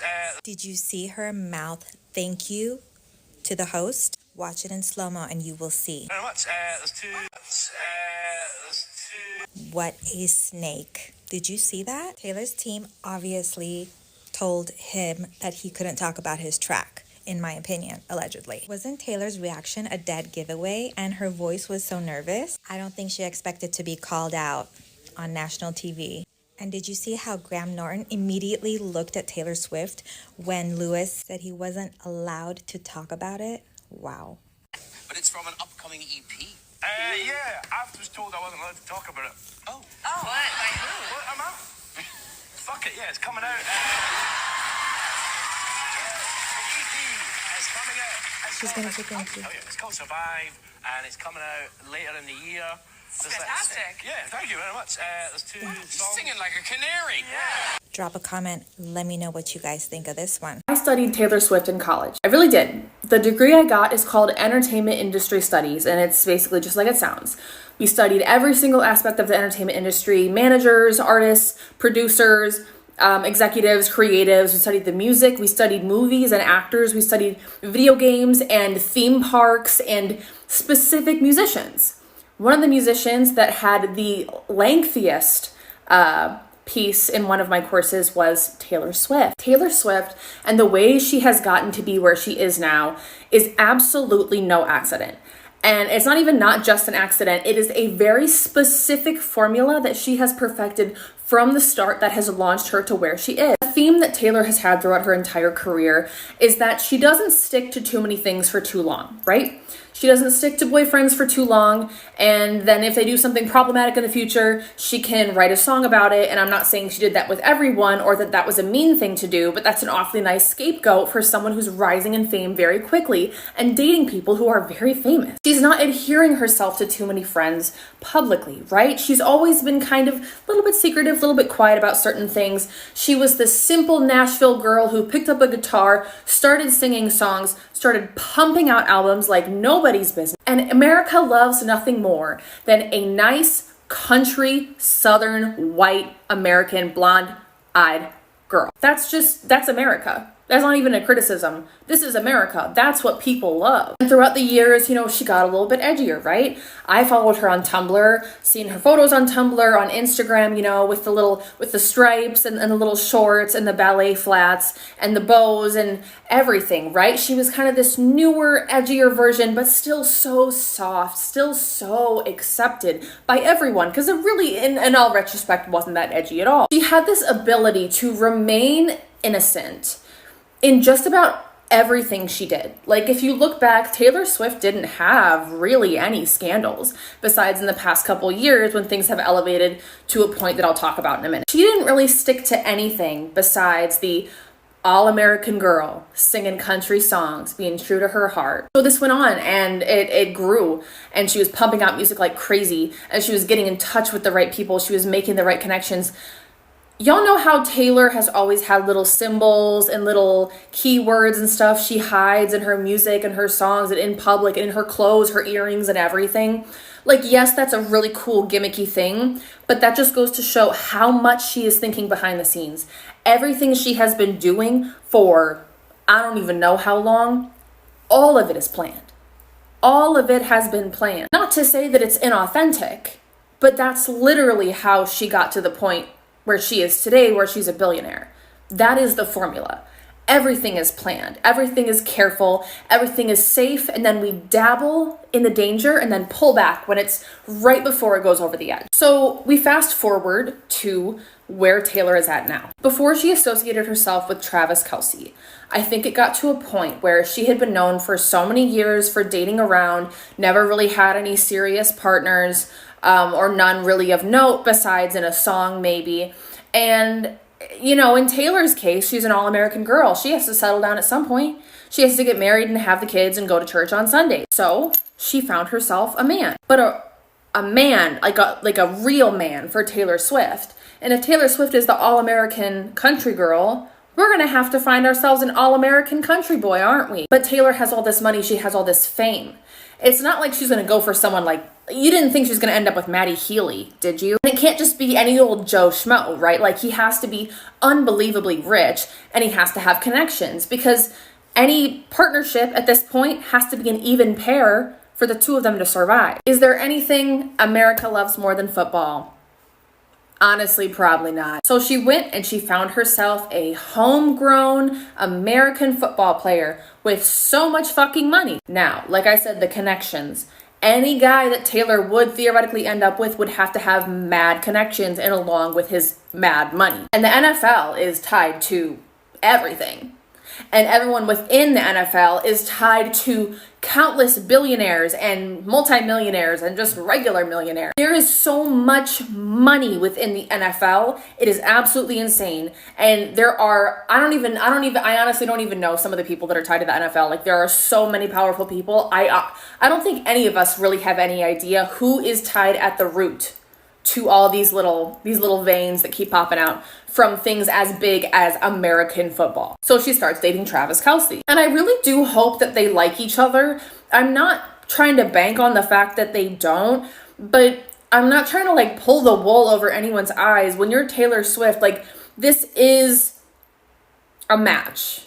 This is like a match that was made for the two of them. Like, you can't be Taylor Swift and just fall in love with any person. It's about matching up the money, matching up the power, matching up the status, and becoming an even more valuable item together. Remember how I said Taylor used to be pretty private for the most part about like real stuff? Well, several years before she started dating Travis Kelce, she started building up her posse of very rich, very powerful, very well-known socialites, celebrities, you name it. She had all these girls in her posse at her disposal, and she made sure to show that in her Instagram and just about everywhere else. So she had all the powerful friends. She has the boyfriend now, and now they get engaged. Take a step back, and I need you to look at where Taylor is now. She's in this little box up here, okay? This is the billionaire fiance of Travis Kelce, money, power box. Now we look back at the little box down here that Taylor has always wanted us to look back at. And that's the little girl from Nashville who started singing country songs. Her whole formula has been, whenever you listen to whatever I'm doing or see whatever I'm doing now, just know that in my heart, I'm still that little country girl. All of her songs, all the things she does are callbacks to innocence. Innocence, innocence, innocence. Doing no wrong, being small, being quiet, being shy. The Virgin Mary, if you will. That is no longer in view from all the way up here in this box. It's kind of unbelievable to think that where she used to be, this little innocent spot, but she's had so much press now, and so much bad press, and things have come out about her, and her private jet, and her connections, and she's not speaking out about genocide, and now her fiance has MAGA ties. And what now? She was only going to be able to hide this illusion that she's still kind of this innocent, relatable, everyday woman presence for so long. And I cannot believe genuinely that she pulled it off for this long. But that's why Taylor Nation is starting to crack and crumble. Because people are seeing, hey, wait, she might not actually be this person that she's tried to convince us about and successfully done for years and years and years and years and years now. Like, we really don't recognize any of the old Taylor in the new Taylor. And I think that's reasonable, because how would you expect anyone to have a callback to when you were like, 13 in Nashville playing music, like being a small little meek child, to now being like a billionaire, dating, right, we get it. And she's getting nervous. And she is continuously putting out bad merch that people are now paying attention to because they're already getting the red flag. And the new album drop was absolutely heinous. I didn't even like the last couple, okay? But that's just me personally. It's rushed. It's rushed because she's trying to keep up with the illusion that is no longer there. The curtains have been pulled back. There is no Wizard of Oz. And to top it off, she's taken the Hollywood drug. if you saw the new filler in her face, it looks nothing like Taylor. And it feels so drastic to me because, as I've said, she has always been so specific and careful about her image. And now it just looks like she's kind of just one of the Hollywood girls, or maybe even worse yet for her brand, turning into just an NFL wife. Non-derogatory, but for her brand, that would be bad. Now that the curtain has been pulled, there's no more innocence. We can see that it's well, the little shred we've been holding on to is not there anymore. So you can't just pull the curtain back closed and pretend like it's still there. Everyone is really, really paying attention now. And by no means do I think this is the end of Taylor. She's always going to be there. She's always going to come back. But I think this is really the first big hit that she's taken in her career in terms of image, in terms of sales, in terms of everything. This is just the first I've ever seen of this. And I think by living in this innocent girl fantasy, she felt like she didn't really have to take accountability. It was always just some guy she could write a song about or some Instagram post she could delete. But this is big stuff now. This is real stuff now. And people are noticing and people are being heard. And that is my fucking synopsis on what's happening to Taylor Swift. Take it up with my college professors. Thank you very much. Subscribe, like, turn on notifications, and share.